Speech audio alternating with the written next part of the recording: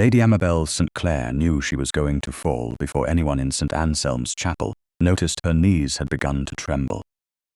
The knowledge arrived quietly, almost politely, like a calling card placed upon a silver tray. First came the coldness in her fingers. Then the strange distance between herself and the marble floor beneath her satin slippers. Then the bitter taste at the back of her tongue, sharp as crushed almonds and old medicine, though she had taken only what Lady St. Clare had pressed upon her that morning, with a smile too soft to refuse. London, 1818, had gathered to watch her become a duchess. 300 guests filled the family chapel from the carved oak pews to the shadowed gallery above, all velvet bonnets, polished boots, silk gloves, restrained whispers, and hungry eyes. Candles burned along the altar rail. Orange blossoms trembled in the arches. The air smelled of wax, lilies, damp wool, and expectation. It should have been the proudest hour of her life. Instead, Lady Amabel stood before the altar feeling as though someone had wrapped the world in gauze and placed her behind it. She was the daughter of the Earl of St. Clare. She had been trained since childhood to enter rooms without hurry, to smile without showing injury, and curtsy without appearing afraid, and to accept duty before desire.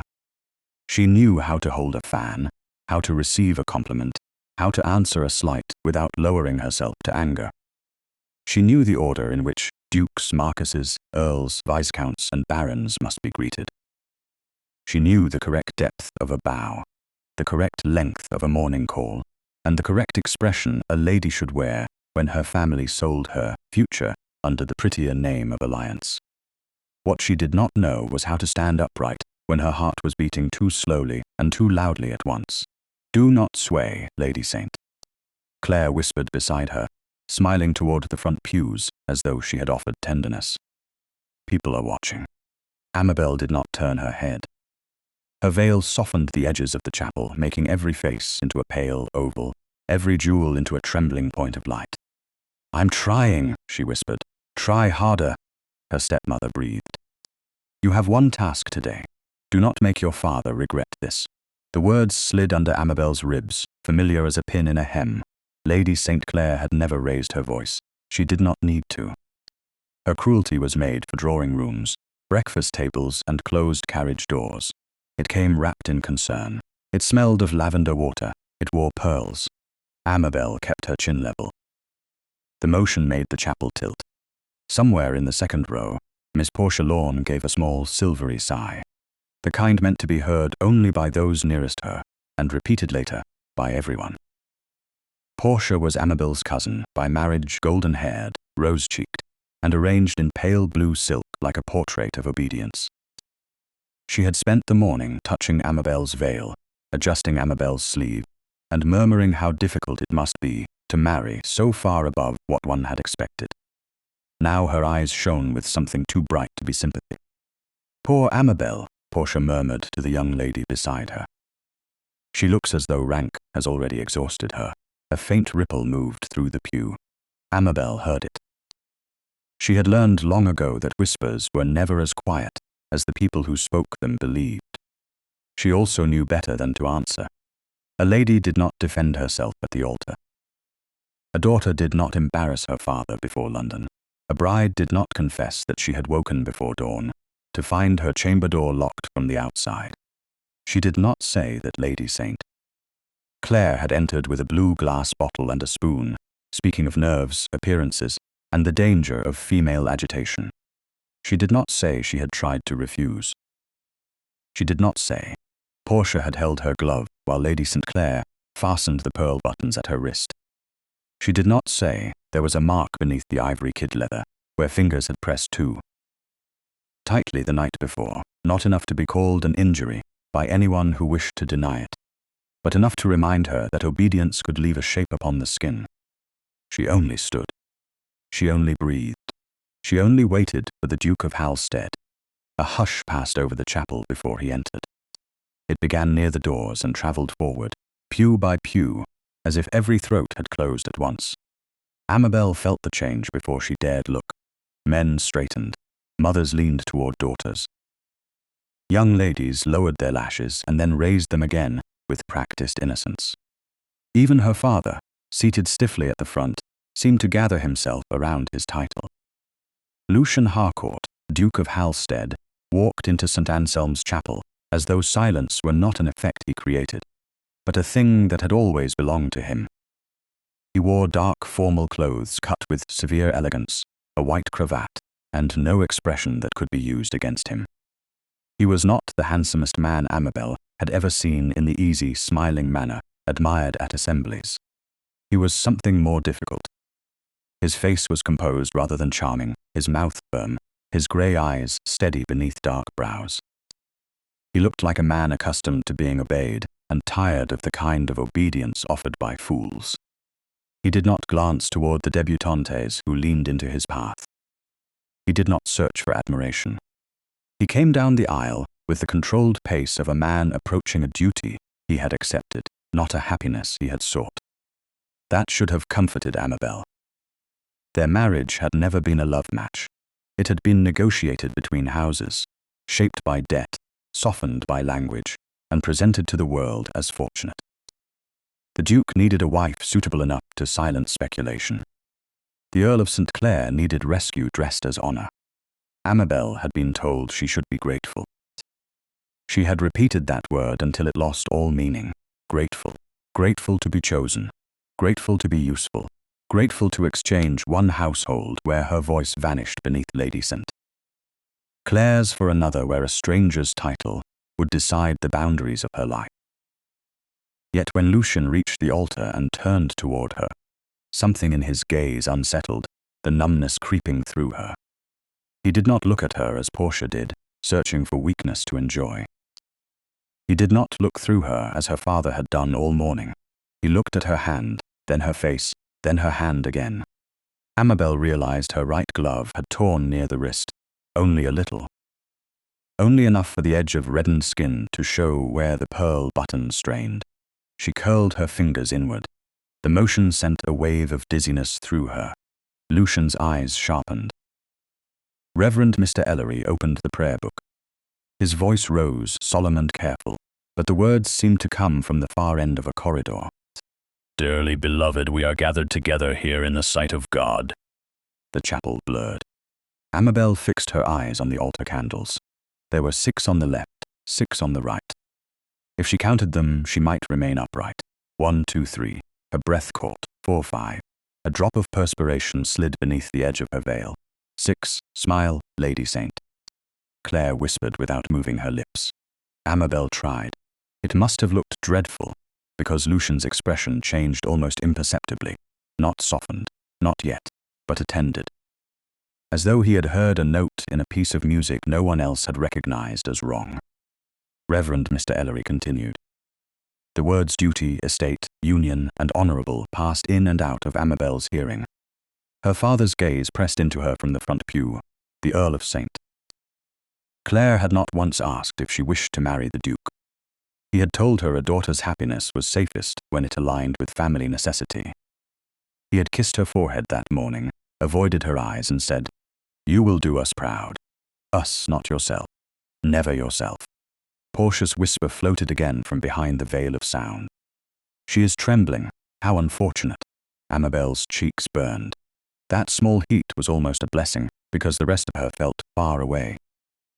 She wanted to turn to Lucian and say the one sentence she had sewn into the hidden seam of her glove last night, with shaking fingers, after finding the door locked, after hearing Lady St. Clare tell Portia that a calm bride was an obedient bride. Do not let them make me vanish. But the words remained trapped behind her teeth. What right had she to ask anything of a man who had never promised kindness? What right had she to ruin her father before 300 witnesses? What right had she when every lesson of her life had taught her that a lady's fear was an inconvenience to be managed privately? Lucian moved half an inch closer. It was such a small movement that only Amabel seemed to notice it. His voice, when he spoke beneath Reverend Mr. Ellery's recitation, was low enough to be mistaken for breath. Lady Amabel, her name in his mouth, steadied her for one dangerous second. "Are you ill?" No one had asked her that all morning. Not truly, not with the expectation that her answer mattered. She looked up at him. The chapel narrowed until there was only the Duke's grey eyes, the candlelight, and the thunder of her pulse. "I," she whispered. "In the pew, Lady St." Clare's fan snapped open, a warning. Amabel heard it as clearly as a door locking. "I am." Her tongue felt thick, the bitter taste rose again. Lucian's gaze dropped to her mouth, then to the torn glove, then to the pale line of her wrist. Something cold and controlled entered his face. Not anger at her. Anger held carefully away from her. Reverend Mr. Ellery turned a page. "Wilt thou have this woman?" The words struck Amabel with sudden terror. Have this woman. As though she were already an object passed from one man's keeping to another's. Her knees weakened. She reached for balance and found only air. Lucian's hand lifted, not touching her, but ready. That restraint pierced her more deeply than panic. He would not seize what had not been offered. Even now, even here, a murmur stirred behind them. The chapel leaned forward. "Lady St." Clare hissed, "Stand straight." Amabel tried to obey. She truly did. She gathered every lesson, every humiliation, every practiced smile, every silent breakfast, every lonely year beneath her father's roof, and forced herself upright for one final breath. Then the candles doubled. The altar slipped sideways. Lucian's face moved sharply into focus. And for the first time all day, Amabel let herself look at someone as though she wanted to be saved. "Your Grace," she whispered, so softly she barely heard it herself. "Please." The prayer book stopped. The chapel fell silent. Lady Amabel St. Clare's torn ivory glove brushed the sleeve of the Duke of Hal-stead's coat, and then she collapsed at his feet before all 300 guests. For one suspended second, no one moved. Lady Amabel St. Clare lay in a pale spill of silk at the Duke of Hal-stead's feet, her veil fallen across the marble like mist, her torn glove caught against the dark polish of his shoe. The chapel had been full of whispers a moment before. Now it held a silence so complete that Lucian Harcourt could hear the faint rasp of her breath. It was not the breath of a lady overcome by modest nerves. It was shallow, uneven, and touched with a bitter medicinal scent that did not belong to lilies, candle wax, or wedding flowers.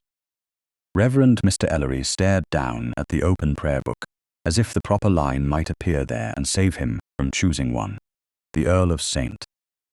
Clare rose halfway from the front pew, his face drained of colour, but not, Lucian noticed, of calculation. Lady St. Clare pressed a gloved hand to her breast with exquisite timing. Portia Lawn lifted her handkerchief to her lips, but her eyes were too bright, too alert. Lucian knelt, not quickly. He had learned long ago that panic spread faster when authority appeared to lose its shape. He lowered himself beside Amabel, placed 2 fingers near her wrist, and felt a pulse that fluttered like a trapped moth. Her skin was cool beneath the edge of the glove. Too cool. He looked at the small tear in the ivory leather, then at the faint mark beneath it, a narrow reddened pressure line almost hidden by the pearl button. Something had held there. Not long enough to wound deeply, long enough to leave proof for anyone willing to see. "Give her air," he said. His voice did not rise, yet the nearest guests recoiled as if a door had opened before them. "Your Grace," Lady St. Clare said, crossing the few steps toward him with a rustle of silk. "It is merely nerves. She has always been delicate. If you allow me, I can restore her in a moment." Lucian did not look away from Amabel. No, a murmur passed through the pews. One word from a duke carried farther than a dozen explanations from lesser men. Lady St. Clare paused, her expression still arranged for public pity, but a sharpness entered her mouth. "You misunderstand. I am her mother in every practical sense. She responds best to familiar hands." She collapsed beneath familiar hands. The words struck the chapel cleanly. Portia's handkerchief stopped just below her eyes. The Earl stepped forward at last. "Halstead, this is a regrettable interruption, but the girl has been anxious since dawn. Let us move her to the vestry until she recovers. The ceremony can continue once she has had a little water." Lucian turned his head then. Very slowly, the Earl stopped speaking. "The ceremony," Lucian said, "will not continue while she cannot answer for herself." Reverend Mr. Ellery swallowed. "Your Grace, perhaps if Lady Amabel is revived within a short interval, the vows, may still proceed with propriety. Propriety is not the question. Lucian slid one arm carefully beneath Amabel's shoulders, the other beneath the heavy fall of her skirt. She was lighter than he expected, not in the sentimental language of poets, but in the plain, troubling sense of someone who had spent too long diminishing herself to fit the space allowed. Her head moved against his sleeve, her lashes trembled once and did not lift. The bitter scent came again. Laudanum, perhaps, or a composing draught mixed by a hand more concerned with obedience than comfort. He felt his anger settle inside him, cold and precise. Hot anger made men careless. Cold anger remembered details. Lady St. Clare's smile thinned. Your Grace, you cannot mean to carry her through the chapel. Before everyone. Everyone has already seen her fall. Then spare her further spectacle. I intend to spare her further harm. He stood with Amabel in his arms. The movement sent a ripple through 300 witnesses. Fans stilled. Boots shifted. Silk whispered. In the gallery, someone gasped. The Earl's face darkened, not with fatherly alarm, but with the realization that control had passed from his hands into the arms of a man he could not command. Halstead, he said in a low voice, think carefully. A public insult to my daughter will not be forgotten. Lucian held Amabel more securely, careful not to crush the torn glove against her wrist. Nor will a public neglect of her condition. Reverend Mr. Ellery stepped into the aisle, pale and distressed. Your Grace, shall I inform the guests that the service is postponed? Lucian looked over the congregation. He saw pity already forming into gossip. He saw satisfaction disguised as concern. He saw young ladies leaning toward their mothers and old ladies preparing to become historians of the moment by supper. Above all, he saw Lady St. Clare watching Amabel not with fear, but with calculation sharpened by inconvenience. Inform them, Lucian said, that no man marries a woman who cannot say yes. The sentence entered the room like a bell. No one answered. Lucian turned and walked down the aisle. He did not hurry. He would not allow them the comfort of calling it an escape. Amabel's veil trailed over his sleeve. One of her slippers slipped loose and fell softly upon the runner. Portia half rose, then sat again, when his eyes passed over her. Lady St. Clare followed 3 steps and stopped when the Dowager Duchess of Halstead rose from the front pew. The older woman had not spoken once since Amabel fell, but her silence had weight. Her black silk gown was severe, her posture straight, her expression unreadable to anyone who had not been raised among people who made war with manners. I shall accompany my son, she said. For Lady Amabel's reputation. Lady St. Clare's answer came too quickly. That will not be necessary. It is already decided. The Dowager Duchess gathered her reticule and moved into the aisle.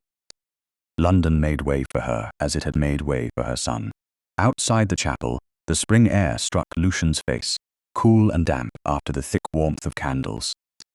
His carriage had been waiting at the curb, the Halstead crest dark upon the lacquered door.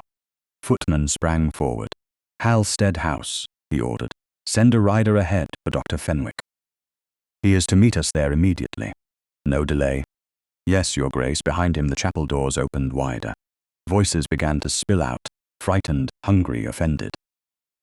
The Earl appeared on the steps with Lady St. Clare beside him, her face beautifully wounded for the benefit of those watching. You exceed yourself, the Earl called. Lucian paused at the carriage door with Amabel still in his arms. I advise you not to follow unless Lady Amabel asks for you when she wakes. The Earl stared as if no one had ever placed a condition upon his fatherhood before. She is my daughter. Then behave as though the word has obligations. The Dowager Duchess entered the carriage first, so that propriety could not be used as a weapon later. Lucian followed, settling Amabel along the cushioned seat, with her head resting against a folded cloak. The door closed. The noise of the chapel fell away, replaced by the jolt of wheels and the muted command of horses taking the street. For several moments, the carriage held only breath. The Dowager Duchess removed one glove and touched Amabel's forehead with the back of her fingers. She is cold, yes. Lucian loosened the veil at Amabel's throat, taking care to keep his touch impersonal. He had seen men call possession protection, often enough to distrust himself in moments when a woman could not refuse. He did only what was necessary. The torn glove drew his eye again. Look at her wrist. His mother leaned closer. Her face did not change, but something hardened around her eyes. That was not made by fainting. No, and her breath. A draught. Too much of it. You are certain? Certain enough not to return her to those who called it nerves. The carriage rocked over a rough patch of road. Amabel stirred. Her lips parted. The movement was so slight that Lucian might have missed it had he not been watching too closely already. No, she breathed. The word was barely sound. Not. Back, the Dowager Duchess took her hand, choosing the unmarked one. You are not going back now, child. Amabel's lashes fluttered. Her eyes opened only a little, unfocused beneath the shadow of her veil. She seemed to see the carriage roof first, then the dark shape of Lucian seated across from her, then the glove at her wrist. Fear moved through her even before full consciousness returned. I failed, she whispered. No, Lucian said. You fell. Her eyes shifted toward him, struggling to understand the difference. The chapel is behind us, my father. Can wait. Lady St. Clare said. Her voice broke, not dramatically, but from exhaustion. Lucian leaned forward only enough for her to hear him above the wheels. No one will force you while I breathe. Amabel looked at him then with such naked disbelief that his anger deepened into something more difficult. A man could live many years among polished cruelty and still be unprepared for the face of someone startled by basic mercy. Her eyes closed again. One tear slid silently into her hair. She did not sob, she did not cling. Even half-conscious, she seemed trained not to ask for too much space in the world. The Dowager Duchess watched her for a long moment, then looked at Lucian. This will be everywhere by nightfall. Let it be everywhere. They will say you abandoned her. I know. They will say she was unfit. Then we will discover who needed them to think so. At Halstead. House, the doors opened before the carriage fully stopped. The butler's eyes widened only a fraction when he saw the bride in his master's arms, which proved his worth more than any reference ever could. Lucian carried Amabel inside, past the marble hall, and into the small blue drawing room that faced the garden, where light was gentler, and the windows could be opened. His mother dismissed half the servants with a glance, and kept only her own maid. Within minutes, Dr. Fenwick arrived, breathless but composed, carrying his black leather case. Lucian stepped back while the physician examined Amabel, with the Dowager Duchess present. He did not pace, he wanted to. Instead, he stood near the mantel, with the torn ivory glove in his hand. He had removed it only when Dr. Fenwick needed to see her wrist, and even then he had done so with the care one owed a sealed letter. The glove lay across his palm now, delicate, ruined, and inexplicably heavy. A small tear ran along the inner seam near the wrist. Not accidental, he realized. Too neat, too deliberate. The outer leather had split in the fall, but the lining had been worked open before that. Something dark showed between the stitches. Lucian turned slightly toward the window, shielding the glove from the room. With the tip of one finger, he eased the seam apart. A thread had been knotted inside, not merely to mend, but to hide. Beneath it, stitched so finely that any careless eye would have missed it, were tiny uneven letters worked in pale thread against the lining. He read them once, then again. Do not let them make me vanish. Behind him, Dr. Fenwick murmured that Lady Amabel must not be moved again that day. The Dowager Duchess asked a calm question about dosage. Lucian barely heard either of them. He closed his hand around the glove and looked toward the pale young woman on the sofa, who had sewn a plea into her wedding glove, because no one in her father's house would allow her to speak one aloud. The chapel could gossip, London could misunderstand, the Earl could rage.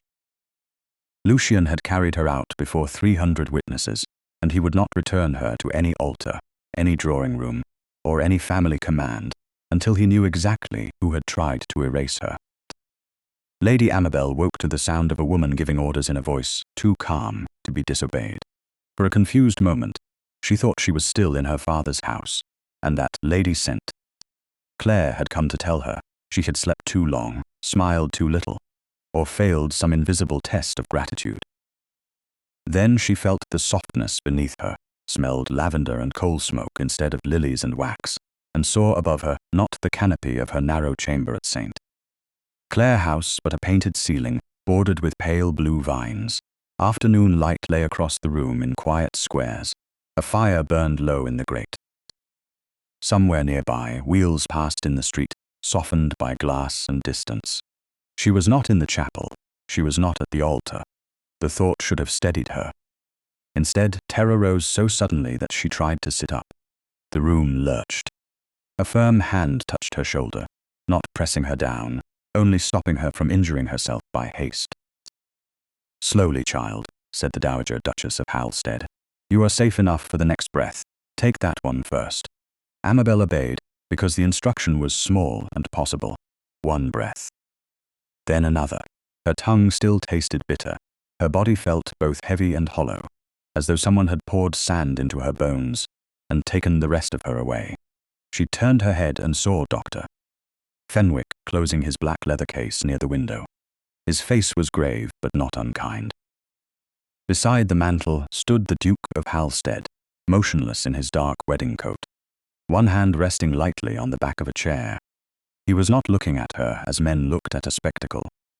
He was watching the physician. That, oddly, made her more afraid. Men who looked at her could be managed. Men who looked for truth could not. "Lady Amabel, Doctor," Fenwick said, approaching with the careful courtesy physicians used when households mattered. "You suffered a collapse brought on by exhaustion, and, I believe, by a composing draught taken in more quantity than was wise. You must not be moved again today. Warm broth, rest, and no agitation." No agitation, the words almost made her laugh, though no sound came.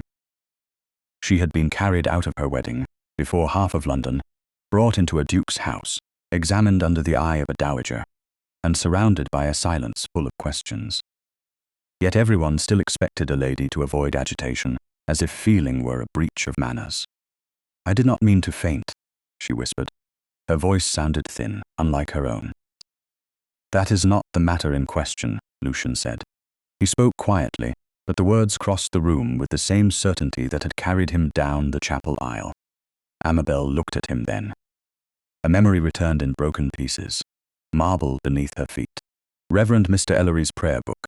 The chapel bending sideways. Her torn glove brushing black wool. Lucian's voice, saying that no one would force her while he breathed. Heat touched her face. "Your Grace," she said, struggling to lift herself again. "I have caused you public embarrassment." The Dowager Duchess gave a small, dry sound. London embarrasses itself before breakfast most mornings. "You are not obliged to take responsibility for all of it." Amabel blinked. She did not know what to do with a kindness shaped like severity. It was easier to look at her hands. One still wore its glove. The other was bare beneath a soft linen wrap, her wrist covered lightly. The ivory glove that had been removed lay on a small table near Lucian, folded with unnatural care. Her breath caught. She remembered the seam, the thread. The tiny, uneven letters she had sewn in candlelight. Not because she believed anyone would read them, but because the act of making the words had kept her from disappearing before morning. Lucian noticed the direction of her gaze. Of course he did. He seemed to notice everything. "Doctor." "Fenwick," he said without looking away from her, "does Lady Amabel require medicine now?" "No more draughts," Amabel said too quickly. Silence followed. Her own words startled her more than anyone else. They had left her mouth sharp and frightened, like a bird escaping a closed room. Dr. Fenwick's expression changed by only a fraction. The Dowager Duchess looked toward her son. Lucian's hand tightened once on the chair back, then relaxed.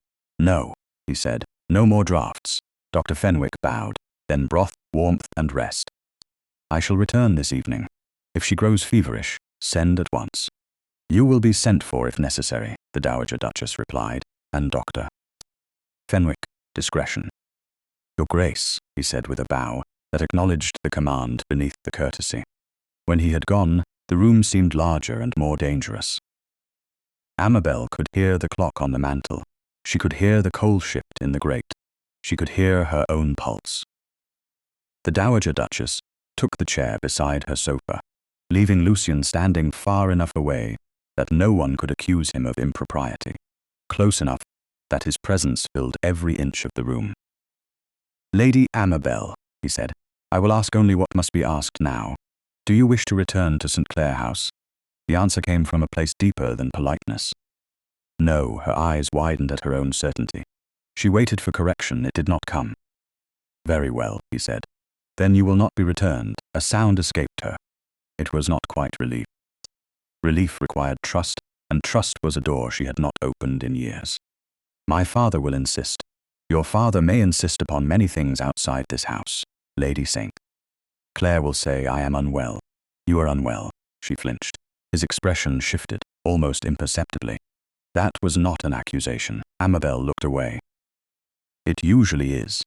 The Dowager Duchess's face softened for the first time, though only at the edges. Lucian crossed the room then, slowly enough that Amabel could have objected. He stopped beside the small table and lifted the torn glove. Not toward her, not yet, merely into view. "This was damaged when you fell." Her throat closed. "I see." The outer leather was torn by the fall. The lining was not. Amabel's fingers curled against the blanket.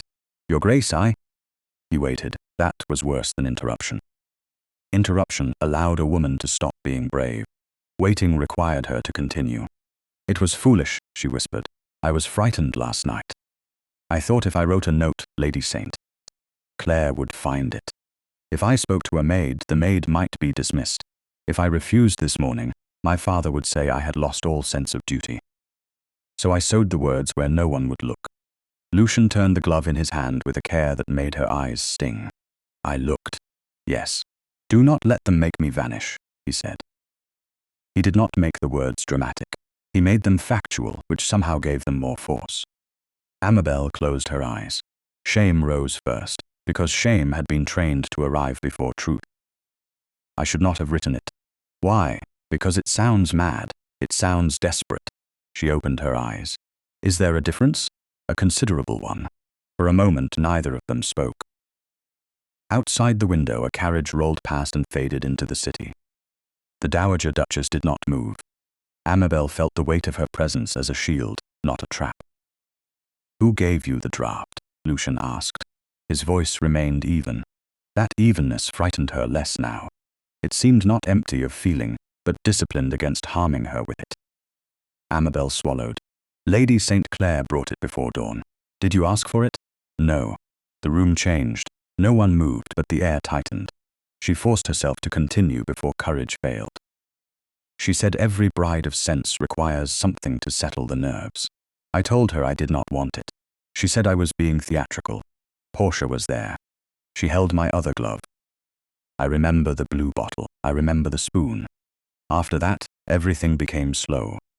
Lucian's eyes went cold in a way she would have feared had it been directed at her. "Did your father know?" "My father prefers not to know things that inconvenience him." The sentence left her before she could soften it. Her cheeks burned again. "Forgive me. That was unfilial." "It may also be true," the Dowager Duchess said. Amabel looked at her, startled. The older woman lifted one brow. "The two are not always enemies." A knock came at the door. The Halstead butler entered with a silver tray and a folded note. He addressed the Dowager Duchess, but his gaze flicked once toward Lucian. "From St. Clare House, Your Grace." "The messenger waits." Lucian took the note. He broke the seal, read, and his expression became so still that Amabel knew the contents were ugly. "Read it," she said. He looked at her. "You need not concern yourself." The words were meant gently. They struck hard. Amabel pushed herself higher against the cushions, though dizziness sparked at the edges of her sight. "Your Grace, with respect, I have been not concerned for most of my life by people who made decisions about me. Please don't begin by joining them." The Dowager Duchess looked down, hiding what might have been approval. Lucian held Amabel's gaze for a long moment. Then he inclined his head. "You are right." He handed her the note. Her fingers trembled as she read. The Earl of St. Clare demanded the immediate return of his daughter. "Lady Amabel's unfortunate display," the note said, must be managed within her own family before further damage was done. The phrase weakness of mind appeared once. So did obedience. So did reputation. By the end, Amabel felt strangely calm. The fear had not vanished, but something had stepped in front of it. Anger, perhaps, or the first thin outline of self-respect. "They want me back before I can speak," she said. Lucian took the note only when she offered it. "Yes. If I return, they will say I imagined everything. Likely. If I remain here, London will say worse. Certainly." She almost smiled. It trembled and disappeared. "You do not soften facts. Not when facts are the only firm ground available." Amabel looked at the glove in his hand. The hidden words were no longer hidden. That should have terrified her. Instead, it made the room feel slightly less airless. "I did not take the draught willingly," she said, each word careful and clear. "I did not wish to faint. I did not wish to shame you.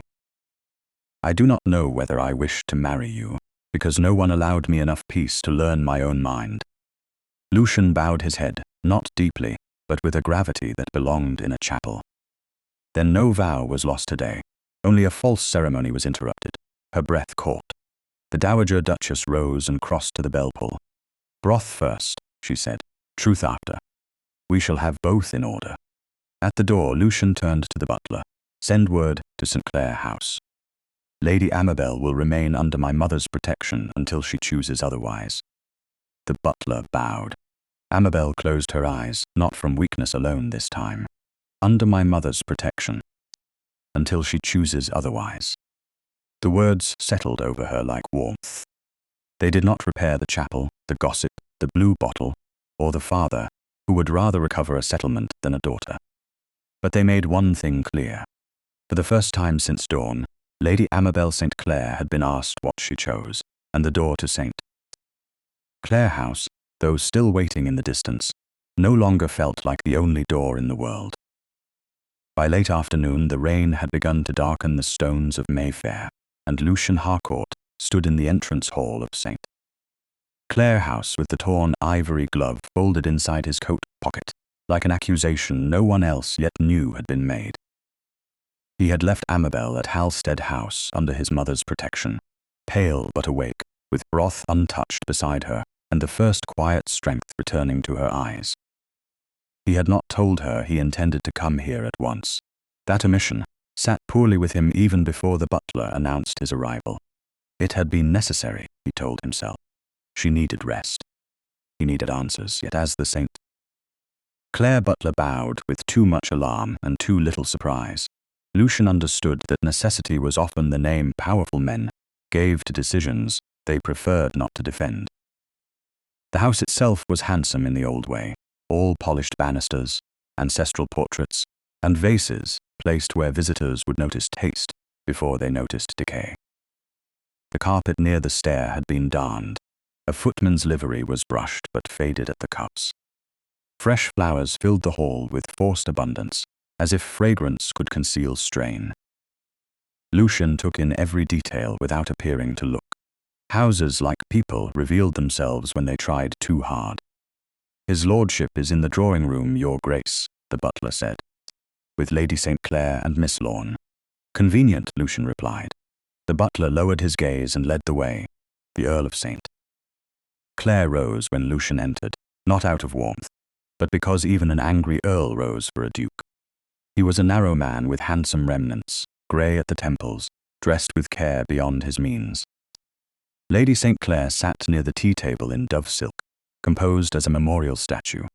Portia Lorne stood by the mantel with one hand resting lightly on the marble, her pale blue gown replaced by a soft, pink one that made her look younger, gentler, and more innocent than any woman with true innocence would have arranged herself to appear. "Your Grace," the Earl said. "I had hoped we might settle this distressing matter privately." "So had I," Lucian said. "That hope ended when your daughter collapsed in public after being given a draught she says she refused." The Earl's jaw tightened. Lady St. Clare closed her eyes for a brief, wounded moment. It was beautifully performed. "Amabel is confused," she said. "The poor child has always been susceptible to fancies when distressed. She was lucid enough to say she did not ask for it. Women often say foolish things when recovering from nerves. Lucian looked at her. Do you often call unconsciousness nerves? Portia made a soft sound. Please, Your Grace, you must not think Aunt Maris careless. She was only trying to spare Amabel embarrassment.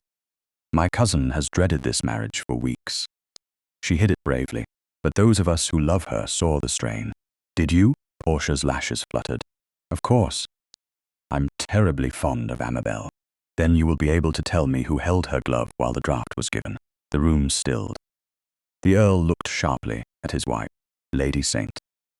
Clare's hand rested upon the porcelain handle of her teacup without lifting it. Portia's fingers left the mantle, only an inch. Enough. Her glove, Portia repeated. I don't recall such a detail. Curious, Lady Amabel recalls it. Lady St. Clare gave a careful sigh. Your Grace, I must protest this tone. You come into my house as though we are criminals. A composing draught before a wedding is hardly sinister. Many ladies require assistance when their feelings threaten to overpower sense. Assistance should not overpower speech. Amabel spoke too. Little because she is timid, not because she was harmed. Timid women do not sow pleas into their gloves unless they have learned no one will answer when they speak aloud. Lady St. Clare's teacup clicked softly against its saucer. The sound was small. It betrayed her more than any gasp would have done. Portia turned toward the window. The Earl's face darkened. What nonsense is this? Lucian did not answer him at once. He allowed the silence to grow until the Earl had to stand inside it. I am asking a simpler question, Lucian said. Who gave Lady Amabel the draught this morning? Lady St. Clare rose. She did it slowly, as though rising above vulgar suspicion rather than toward it. I did, gladly. As any mother would. You are not her mother. The words landed harder than he had intended. He did not regret them. A flush touched Lady St. Clare's throat. I have guided that girl since she was 11 years old. Guided her where? The Earl stepped between them with a brittle attempt at authority. Enough. My daughter has been sheltered, fed, educated, and prepared for a position most young women would envy. If she lacks gratitude, that is a private failure, not a public charge. Your daughter was cold, faint, and unable to answer a wedding vow. And you chose to magnify the incident by carrying her out like some heroine from a circulating novel. Portia looked down, but not quickly enough to hide the spark of pleasure in her eyes. Lucian saw it. He also saw the corner of a locked cabinet behind Lady St. Clare's chair, its brass key still hanging from a ribbon at her waist. On the small table, before it sat a tray with folded linen, a smelling bottle, and a spoon that had been wiped too clean. He crossed the room before anyone could ask what he meant to do. Your Grace, Lady St. Clare said sharply, that cabinet contains household medicines. Then you will not object to opening it. I object to your manners. You may add that to the list of injuries done to this house today. The Earl seized upon the word with relief. Injuries, yes, you have injured us gravely. The settlement was agreed. The guests were assembled. The connection was announced. Do you have any notion what your conduct has cost? There it was. Cost. Not fear, not concern, not my child. Cost. Lucian turned from the cabinet and faced him fully. I am beginning to. The Earl's mouth compressed. You will not speak to me as though I am some tradesman bargaining over spoiled goods. No. A tradesman would have the decency to inspect what he sold. Portia drew in a breath. Lady St. Clare's face whitened beneath its careful powder. The Earl looked for one dangerous second as though anger might overcome prudence, but rank held him in place. Rank often did what morality could not. Open the cabinet, Lucian said. Lady St. Clare did not move. The delay told him what compliance would have concealed. At last, she removed the key from her ribbon and turned it in the lock. Inside were neat rows of bottles, jars, folded packets, labels written in a feminine hand. Lucian did not touch them, he only looked. There, behind a larger brown bottle of lavender spirits, stood blue glass. Small, elegant, familiar from Amabel's shaken recollection. Lady St. Clare reached for it too quickly. Lucian caught her wrist without force, only stopping the motion. He released her the instant she froze. Leave it, her eyes flashed. You forget yourself. No, Lady St. Clare. I am remembering everything. Portia spoke from behind him, light and trembling. It's only a remedy. Aunt Maris keeps many remedies. Amabel has always needed them more than most. Lucian looked back at her. How compassionate of you to remember. Portia's lips parted, then closed. Your Grace, the Earl said, choosing a different weapon. Whatever Amabel has claimed, she remains my daughter.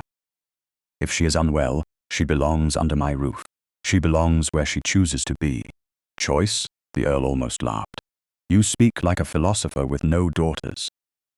Young women do not always know what protects them. That belief appears to have served you well. Careful. I am being careful. If I were not, this conversation would be taking place before every guest who watched her fall. The room went quiet again. Rain tapped against the windows. Lucian could feel the house listening. Footmen beyond the door. Maids paused on the stair. Every servant understanding more than the family imagined. Lady St. Clare recovered first. She moved toward the tea table, reclaiming her scene. Your Grace, allow us to speak plainly. Amabel is a gentle girl, but she is not strong. She becomes overwhelmed. She misunderstands firmness for cruelty. She mistakes guidance for oppression. If you attach weight to every frightened fancy, you will make her impossible. Impossible to command, perhaps.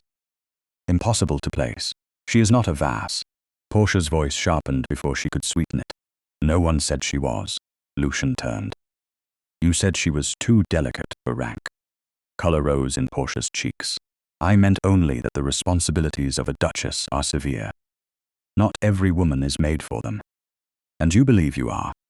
The question was quiet. It stripped the air. Portia looked at Lady St. Clare, and in that glance Lucian saw the shape of another design. Not merely malice, ambition.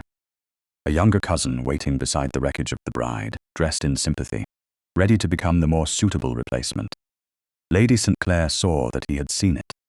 Her face hardened, then smoothed. Miss Lorne's future is not your concern. It became my concern when she appeared to know too much about Lady Amabel's condition. The Earl struck his palm against the back of a chair. Not hard enough to be violence, hard enough to remind the room he had hands.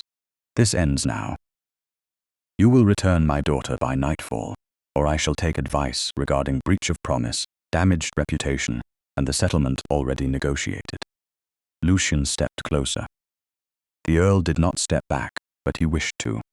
Take advice, Lucian said. Begin with the part where your daughter was dosed before a sacrament. Continue with the part where she begged not to be made to vanish.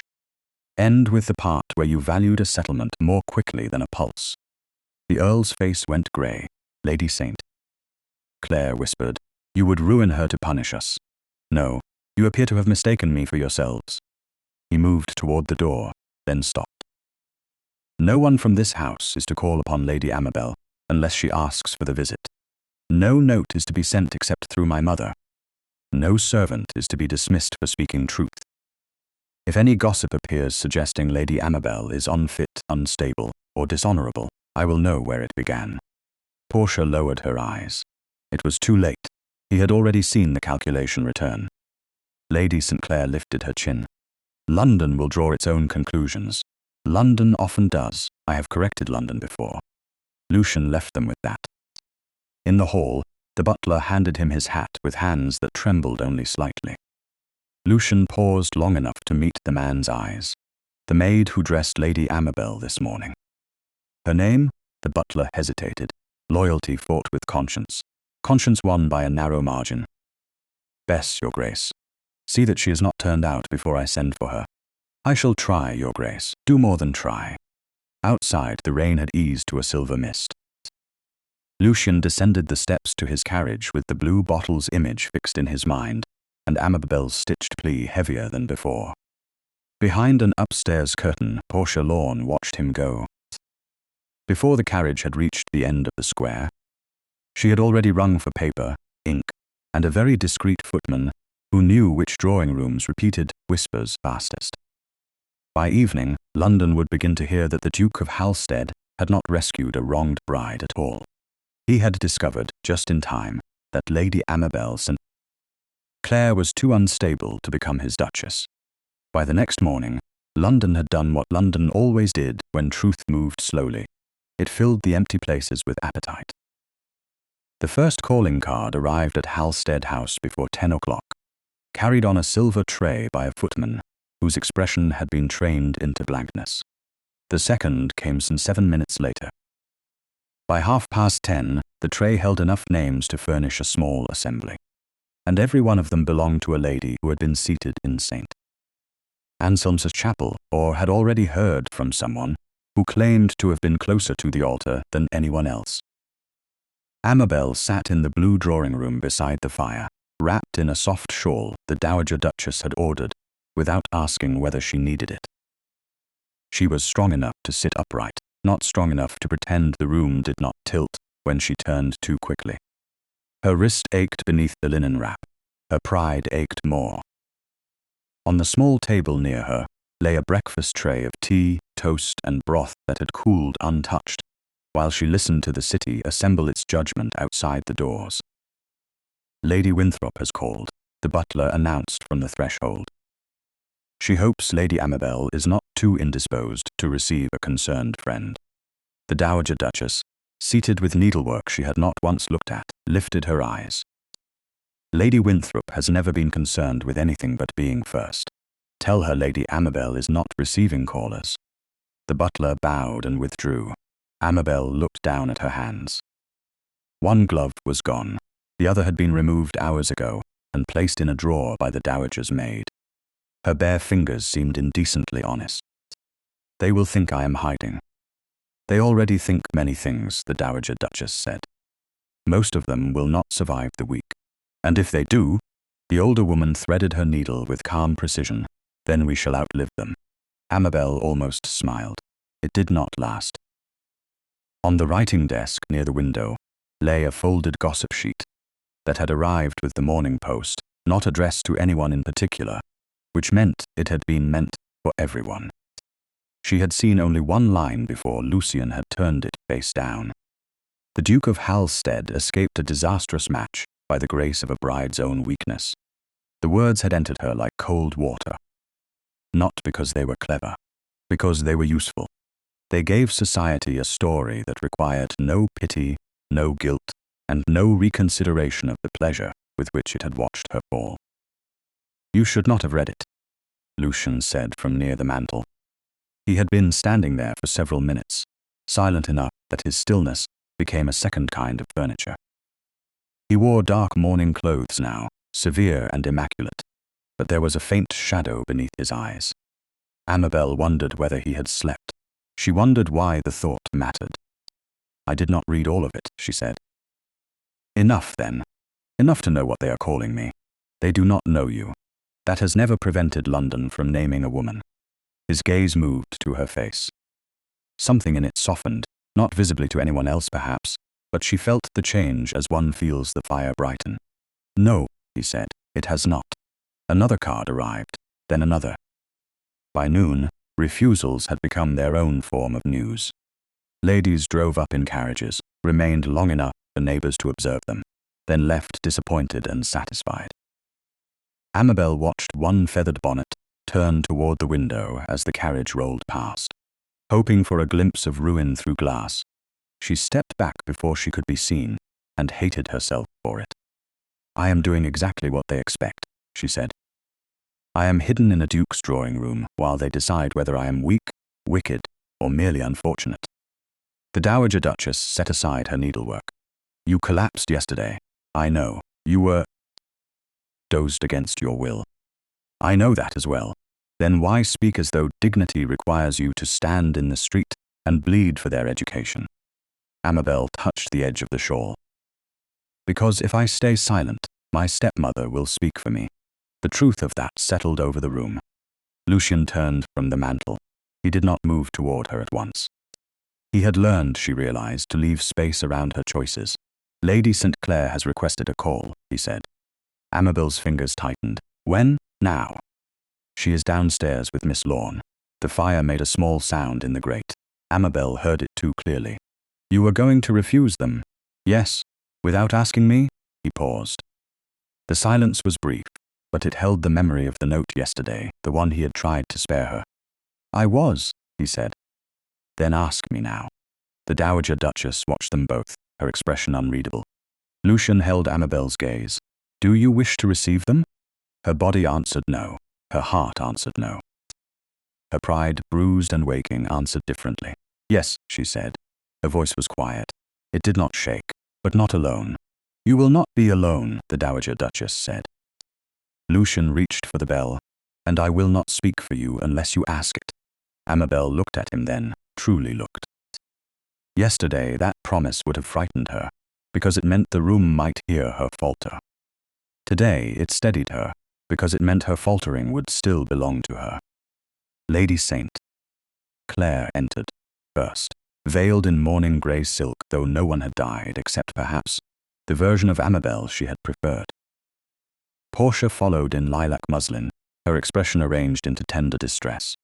Both women paused at the sight of Amabel, seated upright beside the fire. The pause was too small for accusation and too large for comfort. Lady St. Clare recovered first. My dear child, she said, moving forward with open hands. What a state you have put yourself in. Amabel did not rise. The Dowager Duchess remained seated. Lucian stood near the window, neither host nor guard, yet somehow both. Good morning, Lady St. Clare, Amabel said. Her stepmother stopped. Titles, when used correctly, could be as effective as closed doors. How formal you have become, Lady St. Clare said with a light laugh. One day among dukes and already you forget family. I remember family very well. Portia's eyes flicked to Lucian before she came closer. We were so frightened for you, Amabel. Everyone was. You looked quite gone at the altar. I felt quite gone, poor darling. Portia lowered herself onto the edge of a chair without invitation. You mustn't torment yourself. Brides do foolish things when overcome. What foolish thing do you believe I did? The question landed gently. Portia blinked. Only that you allowed your nerves to master you. My nerves did not carry a blue bottle into my room. For the first time since entering, Lady St. Clare's face lost its softness, only for a breath. Then pity returned. There, you see your grace, she said, turning to Lucian. The poor girl has fixed upon this absurd fancy. Amabel, you were agitated. I gave you a harmless remedy. A few drops. Nothing more. I said I did not want it. You did not know what you wanted. Amabel felt the old training rise in her, urging apology, obedience, retreat. She let it rise. Then she let it pass. That is what you have always said when I wanted something different from you. Portia leaned forward, her voice sweet and sharp beneath the sugar. Don't be unkind to Aunt Maris. She saved you from making an even worse spectacle. Imagine if you had cried out in the chapel instead of simply fainting. Lucian's head turned. Portia saw it and lowered her lashes. Too late.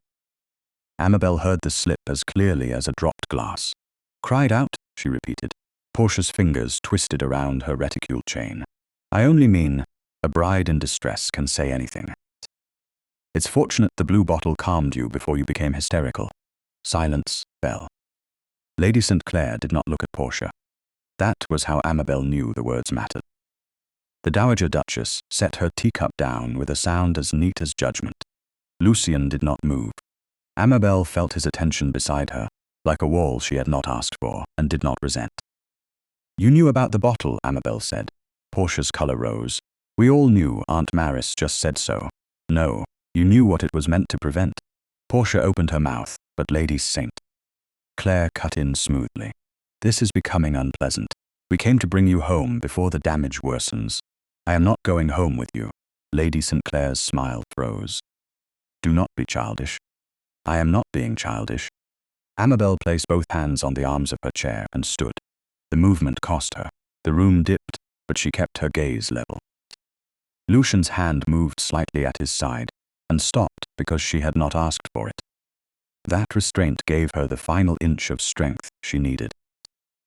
I will not return to a house where my voice is treated as illness. Portia inhaled. Lady St. Clare looked at her as though she had spoken obscenity before a bishop. You ungrateful girl. Perhaps, Amabel said. But I am an ungrateful girl who remembers refusing the draught. London will not admire this, Lady St. Clare whispered. There was no softness now. London will say you trapped His Grace into sheltering you after making yourself ridiculous at the altar. Amabel's knees trembled. She did not sit. London may say what it likes. It has been doing so all morning. Lady St. Clare turned to Lucian at last, desperation sharpened into elegance. Your Grace, surely you see this is manipulation. She is too delicate to understand what ruin means. Lady Amabel understands ruin very well, Lucian said. She has been listening to others threaten her with it since yesterday. Portia stood quickly. Come, Aunt Maris, we can't help her while she's like this. Amabel looked at her cousin. Like what? Portia hesitated. Confused. No, Amabel said. Awake. No one answered. Lady St. Clare gathered her gloves, her reticule, and the remains of her composure. At the door, she turned back with a smile thin enough to cut. When pity fades, my dear, do remember that family is the only refuge society leaves a fallen woman. The word fallen passed through the room and found no place to rest. Then I shall be fortunate, Amabel said, that I am learning to stand. After they left, the strength went from her so suddenly that she sank back into the chair. Lucian crossed the room in 2 measured steps, then stopped an arm's length away. May I? He asked. She looked up. Yes. Only then did he offer his hand. She took it, not because she needed help sitting, but because she wanted for one moment to feel that someone had waited for permission and still remained. His hand was warm, steady, and gone the instant she released it. The Dowager Duchess rang for fresh tea, as though nothing remarkable had occurred. Miss Lorne, she said, has a careless tongue. Lucian's gaze remained on the closed door. Careless tongues often reveal careful plans. Amabel looked toward the window, where London's carriages still passed, carrying whispers from house to house. She was still ruined in their eyes. Still unsteady, still no Duchess. Yet somewhere inside her, beneath fear and shame and exhaustion, a small door had opened. Portia knew about the blue bottle, Lady St. Clare had heard her say too much, and Lucian Harcourt, Duke of Hal-stead, had watched Amabel speak for herself, and had not once taken the words away. The letter arrived at Halstead House at dawn, with rain still clinging to the messenger's hat, and a seal Lucian had not expected to see again so soon. It was not from St. Clare House. That would have been simpler. This seal belonged to Mr. Abel Thorne, a discreet solicitor, whose loyalty had been earned not by affection, but by 20 years of surviving noble families, without confusing their manners for their morals. Lucian read the first page in his study, while the household still moved softly around Lady Amabel's recovery. By the second page, he had stopped hearing the clock. By the third, he understood why the Earl of St. Clare had looked at his daughter's collapse, and seen not terror, not illness, not a child entrusted to him, but cost. The late Countess of St. Clare, Amabel's mother, had left a settlement intended for her daughter's separate benefit upon marriage. It had not been vast enough to make her independent of every man in England, but it had been large enough to give her bargaining power, dignity, and a measure of protection from a careless father. That protection had been weakened, folded, borrowed against, promised, and nearly swallowed by debts the Earl had dressed in respectable language. Lucian read the phrases twice. Improper pressure, anticipated transfer, urgent need of completion before wider scrutiny. He set the letter down and looked toward the window, where London appeared washed clean by weather, and no cleaner in truth. A second letter lay beneath the first, from a former steward of St. Clare House, who had once been dismissed for asking too many questions about accounts. The man had written cautiously, but caution could not hide the shape of the thing. The marriage to Halstead had not merely been advantageous, it had been necessary. Once Amabel became Duchess of Halstead, her mother's settlement would pass through arrangements that could conceal old misuse, satisfy creditors, and protect the Earl's name beneath Lucian's. Lucian's hand closed over the edge of the desk, not hard enough to break anything, hard enough to hurt. He thought of Amabel standing at the altar, pale and obedient, while every person in the chapel admired the elegance of a bargain whose price had been hidden inside her body. He thought of the blue bottle, he thought of the stitched plea, Then he thought of her sitting beside the fire yesterday, gathering strength to say, "No, awake." She deserved this truth, he knew it. He also knew how truth could strike a weakened person when brought too soon by hands more eager for justice than care. He had watched soldiers collapse after surviving worse than their wounds, undone by the first safe room in which they were finally allowed to feel. Amabel had been awake for only one full day. Her father had already demanded her return. Her stepmother had already called her unwell. Portia had already placed the first lie into society's mouth.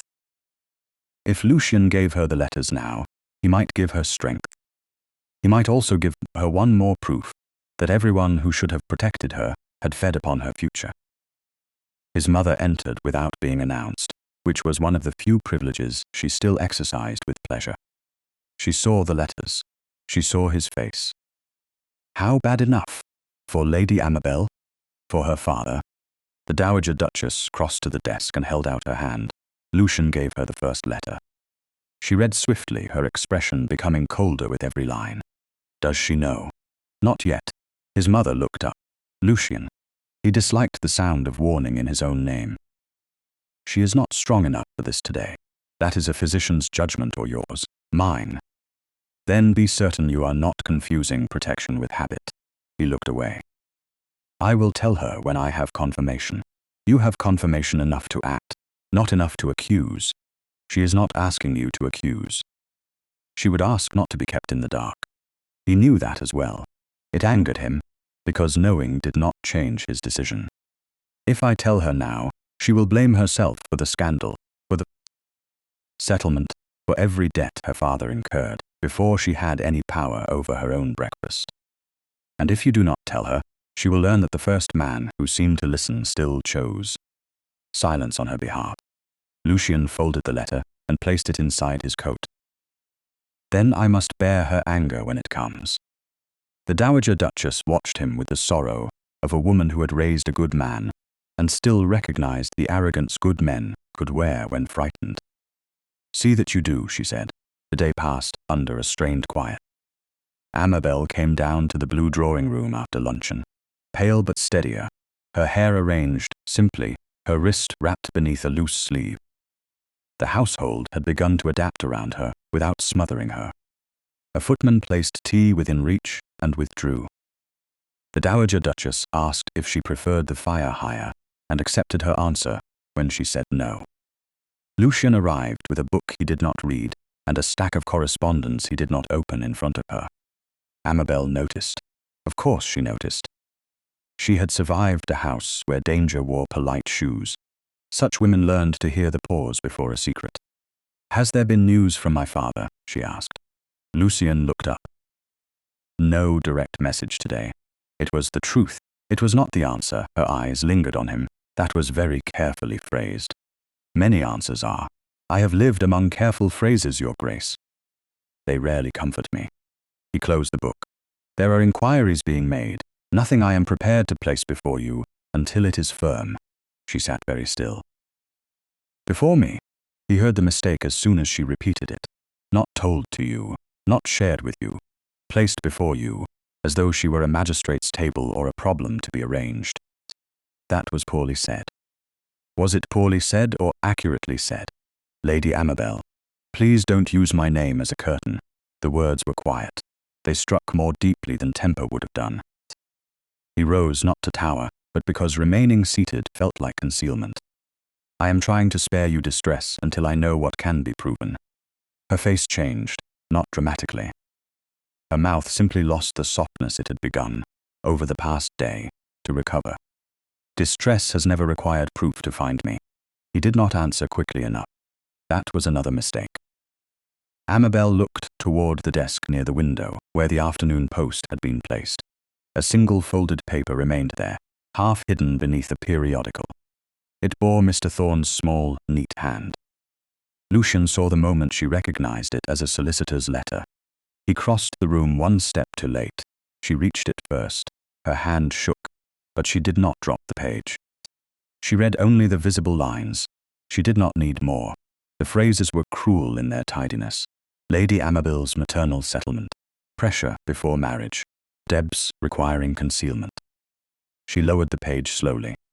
How long have you known? Since this morning. This morning. I intended to tell you after I had spoken again with Thorn. No, she said. You intended to decide when I could bear my own life. Lucian took the blow because it was earned. Yes. The honesty startled her. It did not soften her. Do you know what Lady St. Clare used to say when she opened my letters before I saw them? She said she was preventing agitation. Do you know what my father said when he signed papers I was not permitted to read? He said it was for my security. Everyone has always had such noble reasons for keeping me ignorant. I am not them. Then don't behave like them. He drew a breath. It felt insufficient. Your father may have misused funds meant for you. Your marriage to me would have covered it. That is what I did not want to put before you until I knew every detail. I am not asking for every detail. I am asking not to be the last person told, when I am the person being sold. Her voice broke on the final word, and she seemed to hate that it had. She turned away, but not before he saw the tears gather and remain unshed by force alone. He had faced anger from men with pistols steadier, then he now faced the sight of her refusing to weep before him. Amabel, he said, forgetting the title. She looked back at once. Is that tenderness, your grace, or another way to make me easier to manage? He went very still. It is not management. Then hear me. She stood, gripping the back of the chair only until her balance settled.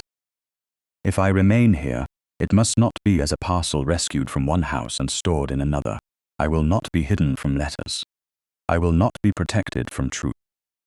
I will not have men decide that I am too fragile for facts and strong enough for consequences. The room held the words. Beyond the door, a servant passed and faded away. Lucian bowed his head. Not enough. He knew it as he did it. You are right. That does not repair it. No. And I do not know whether I can trust you. He made himself meet that without defense. I understand. Her hand left the chair. She swayed slightly, then steadied before he could move. Do not follow me. The command was soft. It was absolute. He obeyed. Amabel walked to the door under her own strength. Each step measured, each breath visible in the lift of her shoulders. At the threshold, she paused but did not turn. When you next wish to protect me, ask whether I will want protection or partnership. Then she left him with the solicitor's letter on the floor between them and the first clear knowledge that carrying a woman away from danger was easier than learning how not to become another locked door. That evening, in her borrowed chamber, Amabel sat at the writing desk with a fresh calling card before her. Her hand still trembled. She wrote anyway, Lady Amabel St. Clare, not returned, not hidden, receiving by choice. She sanded the ink, watched it dry, and understood that the next room she entered would not be chosen by her father, her stepmother, or even the Duke of Hal-stead. It would be chosen by herself. The next evening London saw Lady Amabel St. Clare, before it had finished deciding what she was. That was the point. She stepped from the Halstead carriage, beneath the portico of the King's Theatre. With the Dowager Duchess at her side, the black ribbons of her evening bonnet tied neatly beneath her chin, her gown a pale grey silk, chosen not to flatter scandal, but to refuse it. She wore no bridal ivory, no dramatic mourning, no jewels borrowed to announce protection, only a small pearl comb in her dark hair and gloves that covered both wrists. The right glove was new. The torn one remained locked in Lucian's desk, though Amabel had not asked whether he kept it as evidence, accusation, or remembrance. The air smelled of damp stone, horse leather, perfume, and the sharp excitement of people pretending they had come for music. Footmen held lamps. Carriage wheels rolled and stopped. Ladies lifted skirts over wet pavement. Gentlemen looked away too quickly after staring. Amabel felt every glance strike and slide from her, yet she did not lower her head. The Dowager Duchess handed her card to the attendant as if nothing in the world were unusual. Breathe as if you paid for the air, she murmured. Amabel almost smiled. Did we? Dear child, in London One pays for everything. They entered the crush. The lobby brightened around them with candlelight, gilt trim, polished shoulders, and whispering fans. A week ago, Amabel would have tried to disappear behind the nearest married lady. Yesterday, she would have wished for walls. Tonight, fear walked beside her, but it did not lead. She had written her own calling card. She had chosen to come. The difference was small enough for society to miss, and large enough to change the rhythm of her pulse. "Lady Amabel," said Lady Winthrop, materializing near a column with 2 daughters and a hunger she wore better than diamonds. "How very brave of you to appear." The Dowager Duchess paused. Bravery is rarely recognized by those who confuse it with gossip. Lady Winthrop flushed. Amabel touched the older woman's sleeve lightly, not in rebuke, in thanks. "Good evening, Lady Winthrop," she said. "I hope you enjoy the performance." The woman blinked, robbed of drama by civility. They moved on. Their box belonged to Halstead, placed high enough to be seen and private enough to make exclusion look deliberate. When Amabel entered it, a shifting murmur rose through the theatre. She felt it travel from pit to gallery, the abandoned bride, the rescued bride, the unstable bride, the girl who had fainted, the woman the Duke had not married. Each possible name hovered, waiting for her to accept one. She accepted none. She sat beside the Dowager Duchess and folded her hands in her lap. The curtain had not yet risen. Across the horseshoe of boxes, faces turned like flowers following the wrong sun. Then Amabel saw Portia. Miss Lorne occupied a box opposite with Lady St. Clare, the Earl of St. Clare, and 2 acquaintances who had clearly been invited because their mouths were reliable. Portia wore rose satin and pearls, her fair hair arranged in soft curls that made her look tender enough to forgive. Lady St. Clare sat behind her, half-shadowed, her fan moving with slow grace. The Earl avoided Amabel's eyes. That hurt less than it should have. Portia did not avoid them. She tilted her head with a look of such sorrowful concern that Amabel nearly laughed. It would have sounded wild, so she remained silent. The music began. For 10 minutes, Amabel heard none of it. She felt the Dowager Duchess beside her, solid as a wall. She felt the empty space where Lucien might have stood had she told him of her plan. She had not. Not from spite, though hurt had its place in her. She had wanted to know whether she could enter a room without being carried, shielded, or arranged. The answer was not yet ease. The answer was yes. At the interval, the theatre loosened into motion. Gentlemen left boxes to call on acquaintances. Ladies leaned outward to exchange remarks across velvet rails. The Dowager Duchess rose to receive an elderly countess whose curiosity had at least the virtue of good breeding. Amabel remained seated, and for one fragile minute, she believed the worst might pass. Then Portia entered the Halstead box without waiting to be invited. Lady St. Clare remained just beyond the door, close enough to witness, distant enough to deny. "Dearest Amabel," Portia said, gliding forward. "You look so much improved, we were all terrified you would not be seen for weeks." "How disappointing for everyone," Amabel replied. Portia's smile flickered. "Don't be sharp. It doesn't suit convalescence. I was unaware convalescence had a required temperament." The Dowager Duchess turned slightly from the Countess. Her eyes rested on Portia with the calm interest one might give an insect crossing porcelain. Portia seemed to feel it and chose a sweeter tone. "I only mean that we are glad." After such a scene at the chapel, one worries. You collapsed so prettily that some might almost think it rehearsed. The box went quiet. The elderly Countess stopped speaking. Amabel's hands tightened once in her lap. She released them. "Did I?" Portia leaned nearer, lowering her voice. "You must admit, if one wished to capture a duke's sympathy, fainting at his feet was rather effective." Amabel looked at her cousin's face, painted by candlelight into softness. Then a scent reached her. Light, floral, orange blossom and something powdery beneath it. Not Lady St. Clare's lavender, not the theatre's warm perfumes. The scent touched a locked place in her memory. A handkerchief pressed into her palm before the chapel. Portia's voice saying, "You look pale. Hold this. It might steady you." The same perfume had clung to the cloth she had held while Lady St. Clare lifted the spoon. Amabel's breath slowed. "Your perfume," she said. Portia blinked. "What? It is very distinctive." "What an odd thing to say." I remember it from the morning of the wedding. Portia's cheeks colored beneath the powder. Naturally. I was with you. Yes, Amabel said. You were. Lady St. Clare stepped in then, her smile sharpened by warning. Portia, darling, Lady Amabel is tired. We must not overtax her imagination. Amabel stood, not quickly, not weakly. The theatre around them seemed to sense movement and lean closer. My imagination has been blamed for a great deal this week, she said. It has done less damage than other people's hands. Lady St. Clare's fan stopped. Portia whispered, You shouldn't say things like that here. Why not? Amabel asked. This is where everyone has come to hear them. A man's voice spoke from the doorway. Then perhaps they may hear clearly. Lucian Harcourt stood at the entrance to the box, his hat in one hand, his expression composed in the way Amabel had learned meant danger for someone else. He had arrived without announcement. The crowd beyond him shifted, as though a curtain had lifted on a second performance.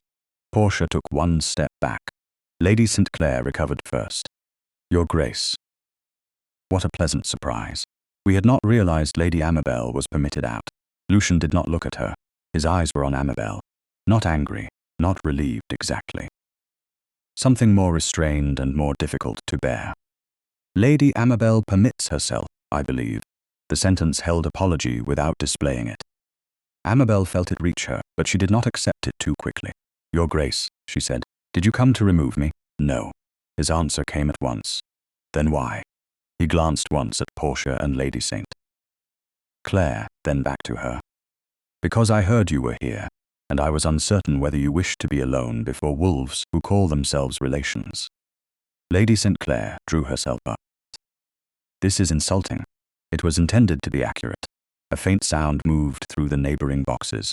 Portia's eyes flashed. How protective. I suppose pity can look quite grand when worn by a duke. Amabel felt Lucian's anger before she saw it.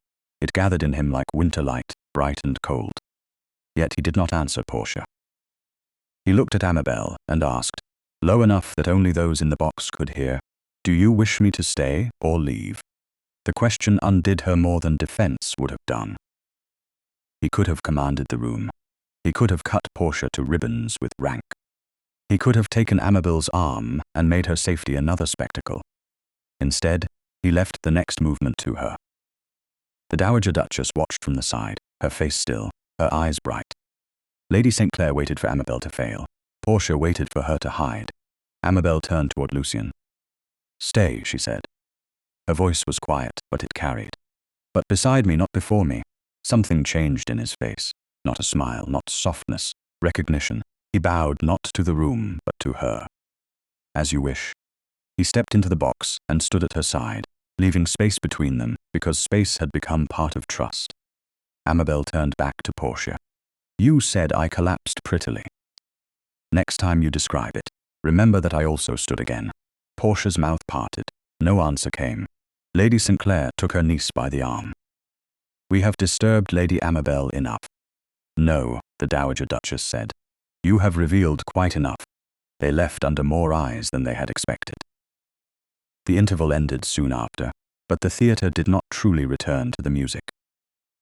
Every box contained a new version of what had happened, and for once Amabel had spoken inside the version before others could seal it around her. Lucian remained beside her until the final curtain. He did not touch her. He did not ask forgiveness in public. When the applause rose, he leaned slightly nearer and said, I should have trusted you with the letters. Amabel kept her eyes on the stage. Yes, I'm sorry. The contraction made the apology plain, human, unadorned. She let the words settle before answering. Then trust me with what comes next. I will. Outside, carriages crowded the wet street, and whispers flew faster than horses. By the time Amabel returned to Halstead House, her courage had begun to tremble with exhaustion, but it had not vanished. The next morning, a gossip sheet arrived folded into the breakfast post. This time Lucian did not turn it over. He placed it before her and waited. Amabel opened it herself. The words swam once, then steadied. A letter allegedly written in Lady Amabel St. Clare's own hand claimed she had taken laudanum willingly to escape a marriage she regretted, leaving the Duke of Hal-stead to bear the shame.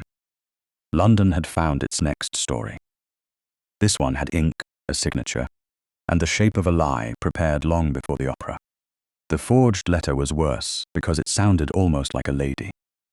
Not like Amabel, not truly, but like the version of a lady society preferred to punish. Its sentences were delicate, repentant, and cruelly useful. I confess that I took the draught by my own hand. I could not bear the thought of binding his grace to a woman who felt only dread. I hoped faintness might delay the ceremony without bringing dishonor upon either house. Pray forgive my cowardice. Amabel read it once at the breakfast table, then again in the blue drawing room, because humiliation had a strange discipline. The first reading struck the heart. The second searched for fingerprints. Lucian stood near the window, every line of him held still by anger. The Dowager Duchess sat across from Amabel, with the gossip sheet in her hand after Amabel passed it to her, her face composed into that aristocratic calm which always meant someone should begin fearing the consequences. Outside, Mayfair moved through an ordinary morning. Hooves struck stone. A knife grinder called faintly from the square. Somewhere, a woman laughed, as if the world had not remade Amabel into a liar before tea. I will have the printer named within the hour, Lucian said. By noon, every publisher in London who values his business will know not to carry a second word of this. Amabel kept her eyes on the page. No, he turned. No, do not crush it yet. Lady Amabel, this is not gossip. This is an accusation in your own stolen hand. Exactly, her voice was steadier than her fingers. She placed the sheet on the table and smoothed one corner flat. If you crush it now, people will say you suppressed it because it was true. The Dowager Duchess's gaze sharpened with approval, though she did not speak. Lucian crossed the room, then stopped himself before he stood too close. He had learned. Even in anger, he remembered the lesson.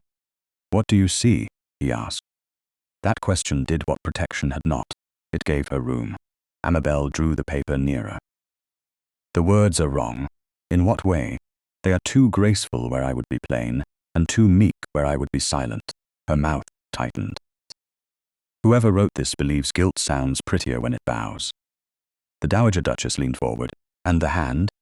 Amabel studied the signature. Lady Amabel St. Clare. It curved with painful familiarity. The capital A was nearly correct. The final E in St. Clare leaned just as hers did when she was tired. A cold little memory opened. A schoolroom at St. Clare House. Portia sitting beside her at 15, laughing as she copied Amabel's name on the edge of a lesson book. You make the L too severe. Like a governess scolding the alphabet. Amabel reached for the back of the chair. Portia had my copybooks. Lucian did not move, but the air around him seemed to change.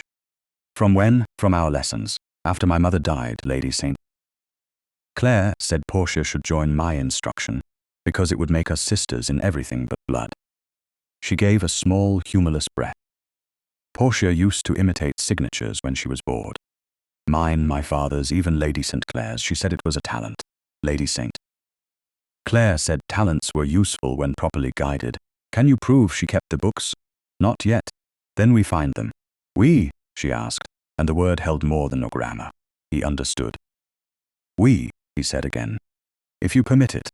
She looked down before he could see too much of what that repaired. Trust did not return like a door flung open.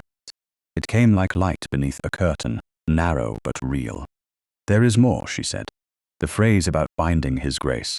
I have heard Portia say binding before. She liked words that made marriage sound like a ribbon, not a chain. And pray forgive my cowardice. That is not mine. Why? Because if I felt cowardice, I would never decorate it. The Dowager Duchess folded the gossip sheet carefully. Then our culprit is vain, practiced, and careless enough to assume suffering improves a woman's prose. Portia, Lucian said. Portia with instruction, Amabel answered. Saying it aloud did not feel triumphant. It felt dangerous. Lady St. Clare had not survived by leaving evidence on tables. If Portia had been used, she had also been encouraged, flattered, and promised something. Perhaps the pity of society, perhaps a better marriage.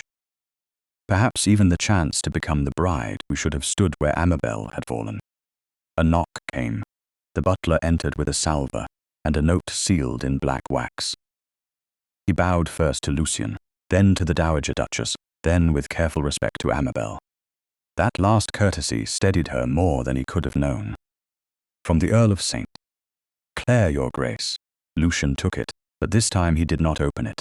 He turned and held it out to Amabel. It concerns you. She accepted the note. Her fingers did not quite tremble until she broke the seal. The Earl's hand was angular, impatient, and proud of its own authority. My daughter's conduct having now been clarified by her own written confession, I must insist that all arrangements between St. Clare and Halstead be suspended. Lady Amabel's dishonourable behaviour renders her unfit for the position contemplated. For the sake of both houses, I propose that she be returned quietly to her family before further scandal attaches itself to your grace. Amabel finished reading and felt the room recede. Not because she was faint, because something inside her had stepped backward from a father who could see her name forged in a public sheet and feel relief. Her dishonour solved his embarrassment. Her disgrace tidied his account. If she was unfit, then perhaps he need not explain the settlement. If she was unstable, then perhaps no one would ask why she had been so useful at the altar. Lucian's voice reached her from near, though he had not moved. Amabel. It was the second time he had said her name without her title. This time, she did not ask whether he meant to manage her. She knew what was in his voice, rage, yes, but not at her. I am not going back, she said. No, and I am not allowing him to call this my confession. No, the single word had the weight of a vow. The Dowager Duchess rose. Then we must be quick. Scandal hardens if left to cool. Lucian took the gossip sheet and the Earl's note, setting them side by side on the desk. I will send to Thorn. I will send to the printer. I will send for anyone at St. Clare House who saw Miss Lorne with the bottle, the handkerchief, or your writing books. Not anyone, Amabel said. Both looked at her. She thought of Bess, the maid who had fastened the bridal gown with shaking hands. She thought of servants dismissed without references, girls blamed for family secrets because their lives were easier to ruin than a lady's reputation. Not unless they are protected first. My family will punish whoever speaks. Lucian's expression changed again, not softening, but deepening. Then they will be protected first. The Dowager Duchess moved to the writing desk. My name will be used for any woman who needs a reference or temporary lodging. Amabel looked at her. You would do that? Child, I have been a duchess for 40 years. It is time the title performed some honest labour. A laugh nearly escaped Amabel. It broke before becoming sound, but the feeling remained. Lucian watched her, as if that almost law mattered more than every insult in print. Then another knock came, hesitant this time. The butler reappeared with a smaller note, this one folded without a seal. Forgive me, your grace. This was delivered at the servants' entrance by a boy who ran before we could question him. It is addressed to Lady Amabel. Lucian did not reach for it. He looked to Amabel. The choice was hers. She took the note. The paper was cheap. The hand was cramped, practical, and careful. My lady, I was once housekeeper at St. Clare House before her ladyship dismissed me for seeing what I ought not. If you wish to know who carried the blue bottle into your bridal chamber, come only where you may be safe. Mrs. Wicks remembers. Bath. The White Hart tea rooms. Ask for the private parlour at 3. Amabel read it aloud, and with every word the room seemed to grow more silent. Not empty, but focused Portia's perfume, the blue bottle, the forged hand, the Earl's relief, Lady St. Clare's careful pity. All of it had been separate pieces until now. Mrs. Wicks had seen the hand that held the bottle. Mrs. Wicks had been dismissed for seeing it. Lucian took one step toward Amabel and stopped. Do you wish to go? He asked. Not can you bear it. Not I will handle it. Not this is too much. Do you wish? Amabel folded the note once. She felt fear, but fear was no longer the only thing that answered. Yes, she said, and this time I will hear the truth before London hears another lie. Bath received them with pale stone, rain-washed pavements, and the strange politeness of a city that had seen too many scandals arrive behind carriage curtains to be impressed by one more. The journey from London had taken most of the day. Nearly 100 miles of road, broken by coaching inns, grey fields, dripping hedges, and silences that did not feel empty. Amabel travelled with the Dowager Duchess's companion, Mrs. Vale, seated opposite her for propriety, while Lucian rode ahead for long stretches, and returned whenever the road narrowed or the carriage slowed near a village. He did not ask whether she wished to turn back. He did not tell her she looked tired, though she knew she did. He only sent warm bricks for her feet at one stop, broth at another, and a note written in his severe hand that said, "You may still choose not to meet her." Amabel had folded the note and kept it inside her glove. By the time they reached the White Hart tea rooms, the sky was low and silver, and the lamps in the windows had begun to glow. The establishment was respectable without being fashionable, the sort of place where widows, clergymen's wives, and cautious travellers could take tea without inviting remark. That was why Mrs. Wicks had chosen it. Amabel understood before she even entered. A woman who had served in great houses knew exactly how to be seen by no one important. The private parlour smelled of tea leaves, polished wood, and damp wool drying near a small fire. Lucian entered first, not to command the room, but to ensure it held no one except the woman who had summoned them. Mrs. Wicks rose when Amabel stepped inside. She was perhaps 50, though service and worry had given her the ageless face of women who rose before dawn for decades. Her gown was plain brown wool, brushed thin at the cuffs. Her cap was clean. Her hands were folded before her with the discipline of someone who had been corrected one too often for having them anywhere else. "My lady," she said, and curtsied. Amabel felt the old reflex to accept service without seeing the servant. She refused it. "Mrs. Wicks," she said. "Thank you for coming." The woman's eyes flicked toward Lucian, then to Mrs. Vale, then back to Amabel. "I nearly didn't, my lady. I would not have blamed you." That seemed to unsettle her more than anger would have done. She lowered herself only after Amabel sat. Lucian remained standing near the mantel for a moment, then took a chair slightly apart, leaving the conversation to the women, unless his rank was needed. Mrs. Vale poured tea with careful hands. The ordinary motion steadied the room. Amabel waited until Mrs. Wicks had accepted a cup, though the woman held it without drinking. "Your note said you saw who carried the blue bottle into my chamber." Mrs. Wicks looked at the cup. "Yes, my lady. Was it Lady St. Clare?" "Not at first." Amabel's fingers tightened beneath the table. Lucian's gaze sharpened, but he did not speak. Mrs. Wicks drew a breath. It was Miss Lorne who brought it up the back stairs. "I was in the linen closet, sorting sheets for the bridal rooms. I had been dismissed from my position months before, but Lady St. Clare had sent for me for the week, because the house was short-handed and because I knew where everything belonged. I saw Miss Lorne pass with the little blue bottle wrapped in a handkerchief. I thought it odd. Ladies do not usually carry medicines by the servants' stairs." The orange blossom perfume returned to Amabel's memory so clearly that she nearly tasted the bitterness again. "Did she enter my room?" "Yes, my lady. Lady St. Clare was already inside with you. The door was not fully shut. I heard Miss Lorne say, 'It must be enough this time.' She was still arguing last night. Then Lady St. Clare told her not to be vulgar in the hall. The tea in Amabel's cup trembled. She set it down before it could spill.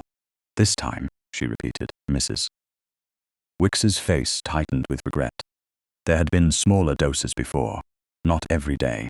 Not enough to lay you flat. Enough to make you quiet when the marriage settlement was discussed. Enough to make you sleepy after you protested your fittings or asked to see the papers from your mother's estate." Amabel did not move. The room seemed to fold inward around that one word. Quiet. Not peaceful, not comforted. Quiet. A version of herself arranged for other people's convenience. Lucian rose. Then he stopped. The restraint in that halted movement nearly undid her. His anger had leapt before his body could obey it, and still he had remembered that his fury was not the center of this room. "How long?" he asked, voice low. Mrs. Wicks looked at Amabel for permission before answering him. Amabel nodded. "Since winter, your grace, perhaps before. I cannot swear to more than I saw." Lucian's jaw tightened. and you were dismissed for seeing it. For asking Bess why Lady Amabel's breakfast tray sometimes came back untouched after those talks with her ladyship. Bess cried. A maid who cries in a house like that has usually seen more than she can say. Amabel closed her eyes for one breath. Bess fastening pearl buttons. Bess avoiding the blue bottle. Bess whispering, "Hold still, my lady," almost done, with fear in her throat. When Amabel opened her eyes, Mrs. Wicks was watching her as if expecting blame. "You tried to help," Amabel said. "Not enough. You are here now. I should have spoken before. And lost your place, your reference, your livelihood." Mrs. Wicks looked down. "Those things are smaller than what happened to you." "No," Amabel said softly. "They are not small when they are all a woman has." The room went very still. Lucian looked at her then, with an expression she could not bear to meet for long. It held respect, sorrow, and something warmer beneath both, something he had not yet been foolish enough to name. Mrs. Wicks pressed her lips together. "My lady, I can tell you what I saw. But if I speak publicly, Lady St. Clare will say I was dismissed for dishonesty. She will ruin me. She has friends who would believe her because it is easier to believe a countess than a former housekeeper. Then we do not ask you to speak until you are safe," Amabel said. Lucian stepped forward. "You will have a position at one of my estates if you want it, or a pension sufficient to choose otherwise. A written character from my mother will carry more weight than Lady St. Clare's malice." Mrs. Wicks stared at him as though he had offered her a crown in a teacup. "Your Grace, I don't ask payment for truth. It is not payment. It is protection from the cost others place upon truth." The answer seemed to satisfy something in Amabel that had been waiting to see whether he understood. Mrs. Wicks nodded slowly, then reached into her reticule and withdrew a folded scrap of paper. "There is more. I kept this because I was angry. I know it was wrong to take it, but I thought someday someone might need proof." She handed it to Amabel. The paper was a torn piece from an old copybook. Amabel recognized the exercises at once. Lines from her girlhood hand filled half the page. Below them, another hand had practiced her signature, again and again, correcting the curl of the A, the lean of St. Clare, the final flourish. Portia's hand, not perfect, but close enough for a gossip printer who wanted sensation more than truth. "Where did you find this?" Amabel whispered. "In Miss Lorne's wastebasket the week before the wedding. Lady St. Clare told her she must improve before any note could be useful." Lucian took one slow breath. "Useful for what, Mrs.?" Wicks shook her head. "I did not hear, but I heard Lady St. Clare say, if the girl resists, society must be made to think resistance was always her flaw." The sentence entered Amabel without surprise. That was the worst of it. Some cruelties did not shock, because they confirmed a shape the heart had already known. She looked at the copybook scrap, then at Mrs. Wicks. "Will you keep this safe until we ask for it?" "I brought it for you, my lady. Then I will keep it. But I will not let you be exposed alone." Mrs. Wicks's eyes filled. She blinked the tears back with the efficiency of a woman who had no leisure for them. "You are very like your mother." Amabel went still. "Did you know her?" "A little." The late countess was kind without making a performance of it. She once found a scullery maid sleeping over the ashes because the child was ill and afraid of dismissal. Her ladyship sent for a doctor and told the cook that a house that feeds guests can feed mercy as well. Amabel looked down before the ache could show too much. Her mother had become a portrait, a scent, a name spoken carefully in rooms where Lady St. Clare preferred new arrangements. To hear of her as a woman who had chosen mercy made grief feel less lonely. "Thank you," she said, "for telling me that most of all." Mrs. Wicks leaned forward. "My lady, Lady St. Clare was not only trying to calm you. She was trying to make sure you could not refuse when Reverend Mr. Ellery asked the question. She said, clear as day, that you must sleep through resistance and wake as a duchess."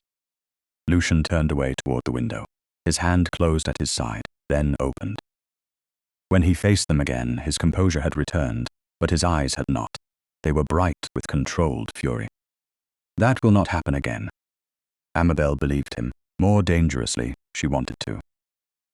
After Mrs. Wicks had been given written assurances and escorted to a safe lodging arranged by the dowager's companion, Amabel remained in the parlour, while dusk gathered beyond the glass. The copybook scrap lay folded in her reticule. Lucian stood near the door, waiting for her to decide whether the conversation was finished. "May I sit?" he asked. She nodded. He took the chair opposite her. For a moment neither spoke. The tea had gone cold. "I thought I was weak," Amabel said. "At the altar. Before that, all those times I grew tired after speaking. I thought perhaps they were right, and I had less courage than other women." "No." The word came rougher than his usual control. "You were being managed by people who feared your courage." She looked at him then. "Do you say that because it is kind?" "I say it because it is true." His hand rested on the table between them. "Not offered, not withdrawn, simply there." "I am angry," he said. "I know, not at you. I know that too." A faint softness passed between them, fragile as breath on glass. Lucian looked at her hand, then back to her face. "May I?" he asked. The question held no drama, that was why it mattered. Amabel placed her hand in his. His fingers closed around hers with care, warm and steady, not claiming, not rescuing, only remaining.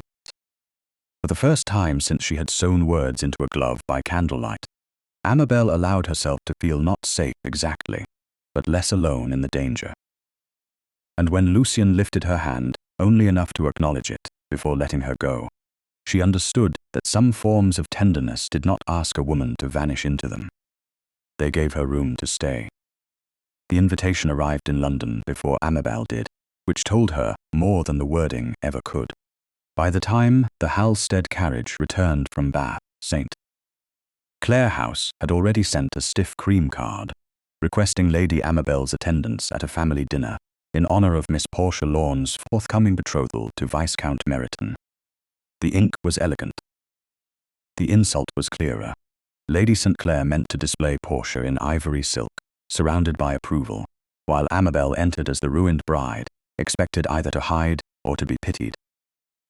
Amabel read the invitation in the blue drawing-room, with Mrs. Wicks's copybook scrap folded inside her reticule, and the memory of the woman's fear still fresh enough to steady her.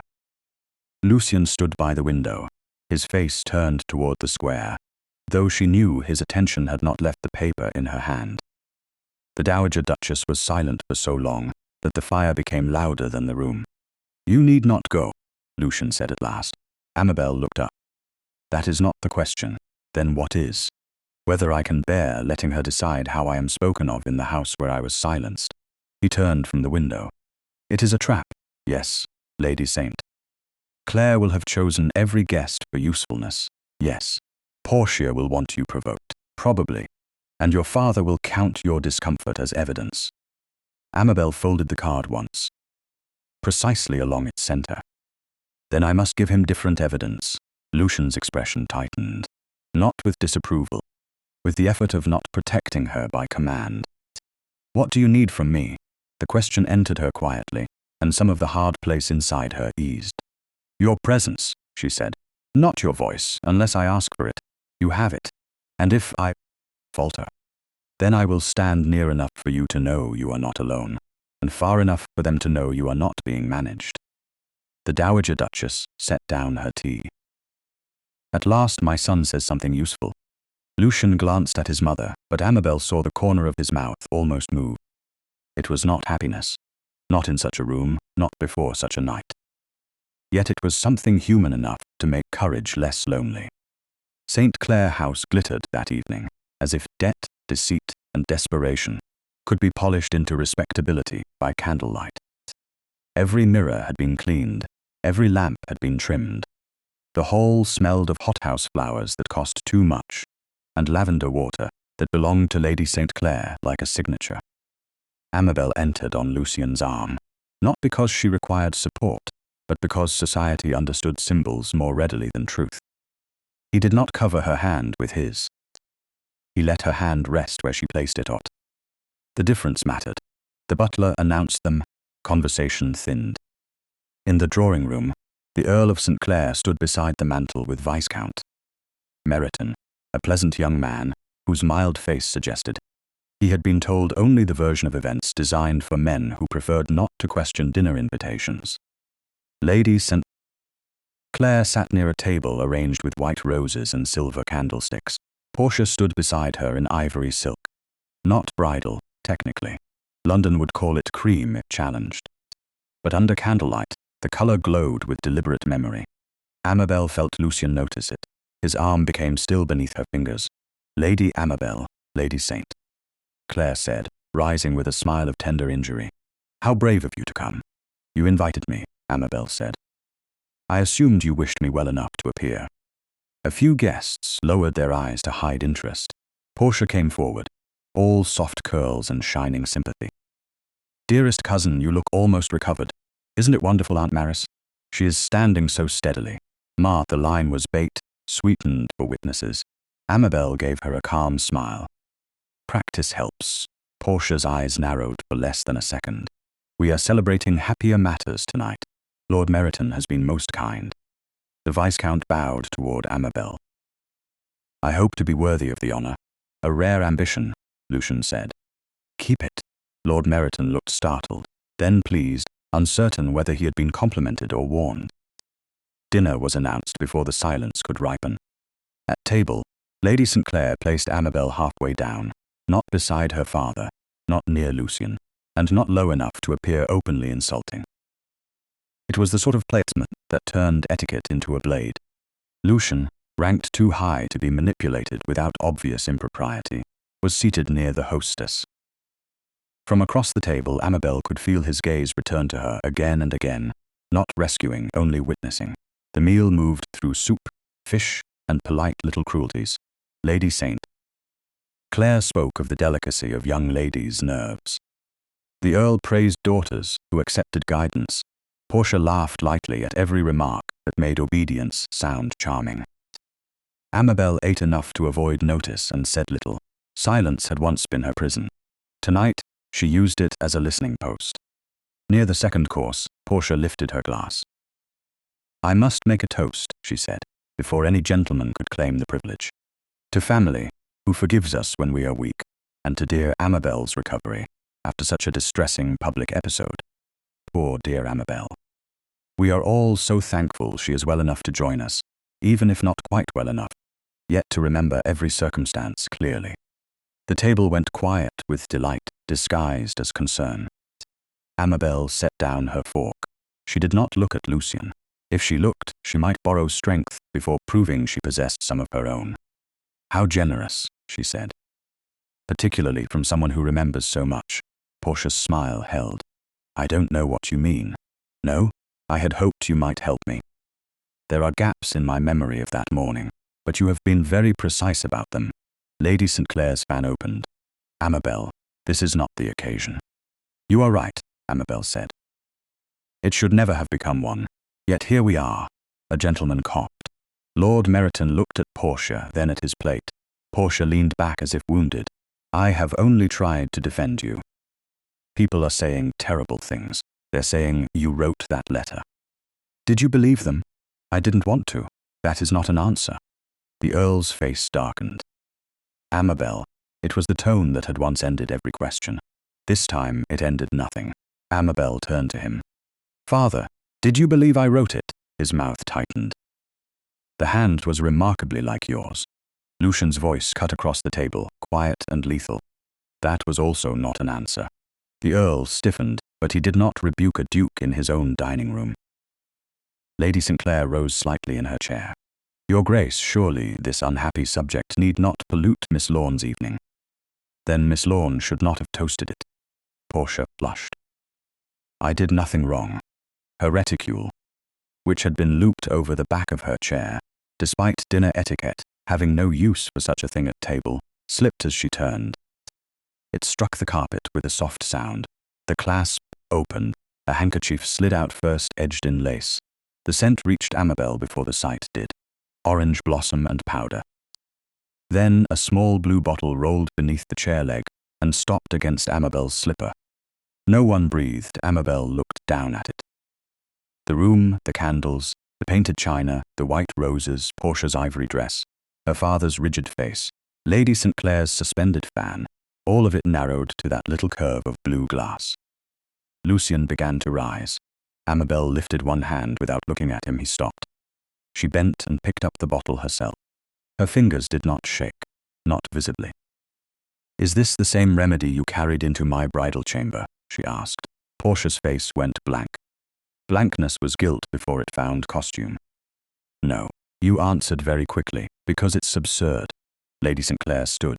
"Amabel, put that down. You do not know what it contains. I know what it smelled like on my wedding morning."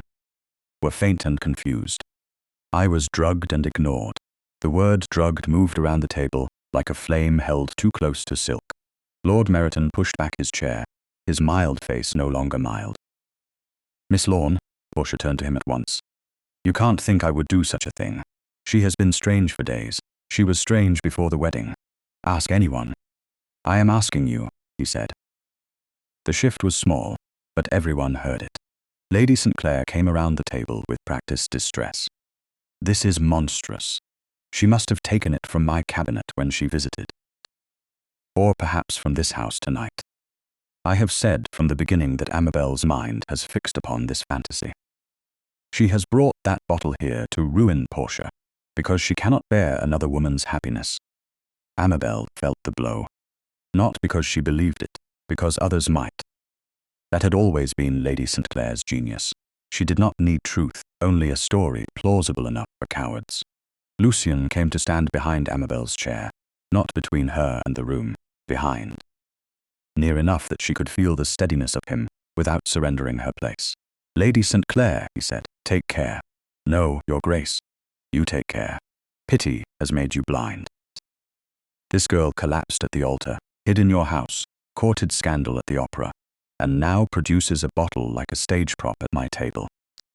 How much longer will you let her reputation devour yours?" Amabel rose. The blue bottle rested in her palm. "My reputation has been devoured by people who preferred me quiet." Her voice was not loud. It carried, because every person at the table wanted to know whether she would break. "If I brought this bottle, then Miss Lorne should not have been afraid when it fell from her reticule." Portia whispered, "I wasn't afraid. You were." Amabel turned to her father. "And you looked relieved when the forged letter appeared." The Earl stared at her as though she had struck a bell in an empty church. "Enough." "No," she said. "Not enough. Not yet. Lady St." Clare's face hardened beyond softness. "Then you leave me no choice. I shall say publicly what I had hoped to keep within the family. Lady Amabel stole that bottle to support a malicious delusion.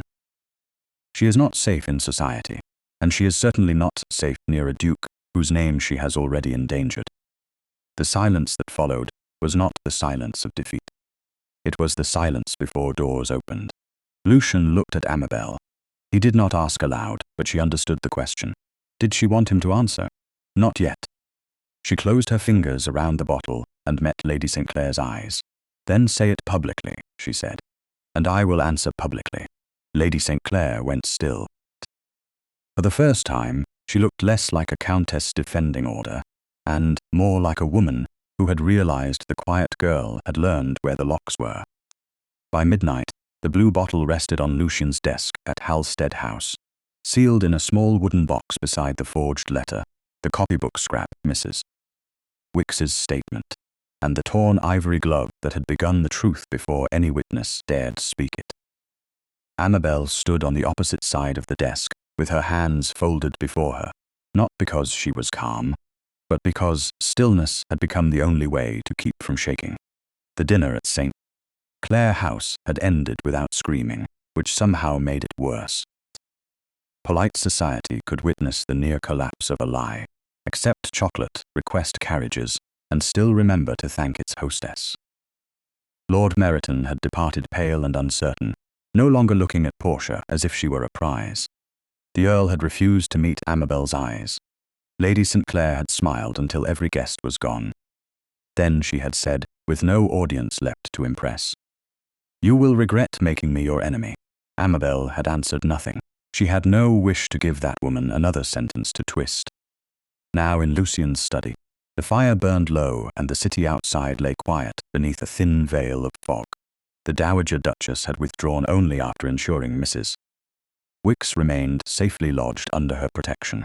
Lucian had sent 3 letters, received 2 replies, and spoken to Mr. Thorn long enough for the solicitor's carriage to leave ruts in the damp square. He had not paced. He had been too controlled for that. Yet Amabel had watched his restraint harden by the hour.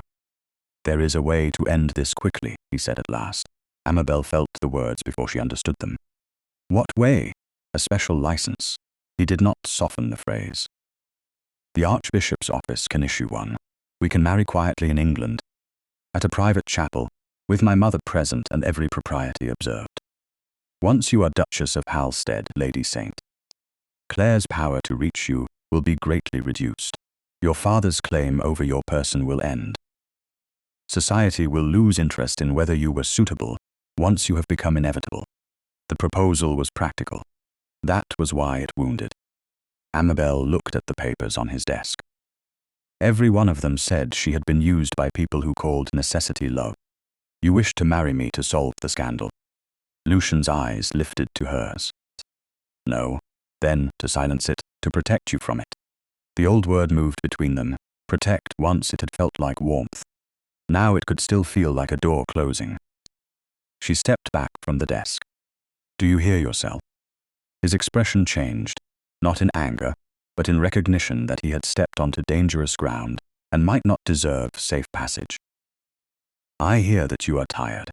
I hear that they will not stop. I hear that your stepmother is already planning the next lie. I hear that every day before public correction gives them space to make you smaller in the eyes of people who never asked whether you were harmed. And so I should become your wife before they finish. So you should have my name where they cannot pretend you stand alone. But I do stand alone if my choice is hurried into your solution." He went still. The fire shifted behind him, sending light across his severe face. "Amabel, don't say my name as though it answers me." The words escaped sharper than she meant, but she did not take them back. "I am grateful for what you have done. More grateful than I can say, without making myself sound smaller than I feel. You carried me away when no one else would have stopped the ceremony. You believed me. You found witnesses. You stood beside me tonight when Lady St. Clare tried to turn the bottle into proof of my madness.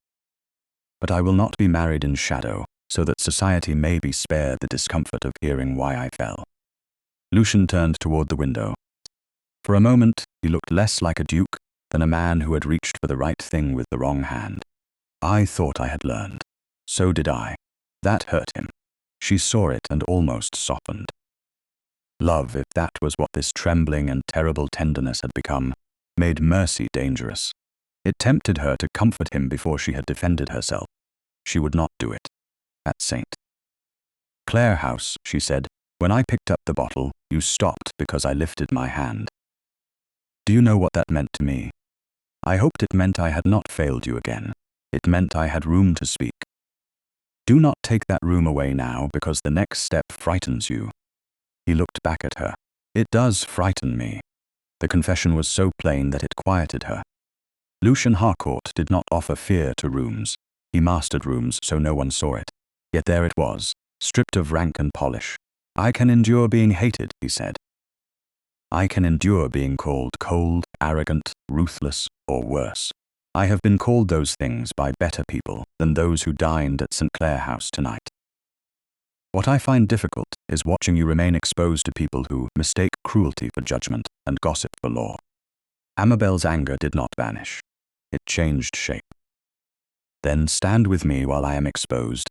Don't cover me and call it shelter." He closed his eyes for 1 second. When he opened them, the decision had already been made. "You are right. That does not repair it," she said, though more softly than before. A shadow of pain crossed his face. "No. I am learning that apologies are sometimes only the door one stands before, not the room beyond it." The silence that followed was fragile and honest. Amabel looked at the special license application, lying unsigned beside the other papers. If he had pressed it upon her, she might have walked out and not returned until morning. He did not. He took the paper, folded it once, and placed it in the drawer. The sound of the drawer closing felt like a vow deferred. "What do you want?" he asked. "Not what is strategic, not what is safest. What do you want?" She had been asked versions of that question before, but always with the answer already prepared for her. Tonight, the room waited. Even Lucian waited. "I want to return to St. Anselm's chapel," she said. His jaw tightened, but he did not interrupt. "I want the people who saw me fall to hear why I could not stand. I want Reverend Mr. Ellery to know the service was not interrupted by female weakness. I want Mrs. Wicks protected before she speaks. I want the physician to say only what is proper, no more. I want Mr. Thorn to address my mother's settlement briefly, without turning my life into a ledger before strangers. I want Lady St. Clare and Portia to have the choice to deny it before witnesses, because they will. And I want them to deny it badly enough that they reveal themselves." Lucian listened as if each word were being placed in his hands. "And after?" he asked. "After truth." She looked at him then, and the room seemed to narrow to the space between what had almost been and what might still be. "After truth, if you still wish to ask me where I can answer freely," his voice lowered. "And if your answer is no," her heart moved painfully, "then it will be no, and you will have defended a woman who did not become your duchess." "I would defend you still," she believed him. That was the danger. Belief made the future visible, and she was not ready to step into it while lies still crowded the doorway. Then prove it by not needing the vow as payment. Lucian bowed his head. Not as a duke receiving terms, but as a man accepting the shape of love when it refused to serve his fear. "I will." A knock came before either could speak again. The Dowager Duchess entered with a note in hand, her night-black gown making her face look paler and more resolute. "Mrs. Wicks has agreed," she said. "Provided she is not left to be called a thief or a liar afterward." "She will not be," Amabel said at once. The older woman's eyes moved to her with approval. "Good. Mr. Thorn has also sent word. The settlement pressure can be stated without indecent detail." Lucian looked at his mother. "We will not use the special license." The Dowager Duchess glanced at Amabel, then back at her son. "Sensible at last. We will return to St. Anselm's." "Less sensible," she said, "but better." By morning, Halstead House had become a place of quiet purpose. Notes were written and sealed. Carriages came and went. The invitations did not call the gathering a trial, nor an entertainment, nor a scandal. They called it a renewed chapel service and clarification concerning the interrupted marriage of Lady Amabel St. Clare and Lucian Harcourt, Duke of Hal-stead. That wording was the Dowager Duchess's work. It was elegant enough for society to accept and sharp enough for the guilty to fear. Amabel watched Lucian seal the final invitation. "They may not come," she said. "They will come," he answered. "Why?" "Because people who live by appearances cannot bear to be absent when appearances are rearranged." She should not have smiled. She did anyway. It was small and tired, but it was real. Lucian saw it and looked away as if it were something too private to claim. Later, as the household settled and the sky paled over Mayfair, Amabel stood alone for a moment in the hall. Her cloak waited. Her gloves lay on the table. She picked up the new pair, then paused, thinking of the torn ivory glove locked in Lucian's desk. She had once hidden words inside it because no one would let her speak. Now invitations crossed London, carrying her name toward the same chapel, not as a bride being delivered, not as a daughter being managed.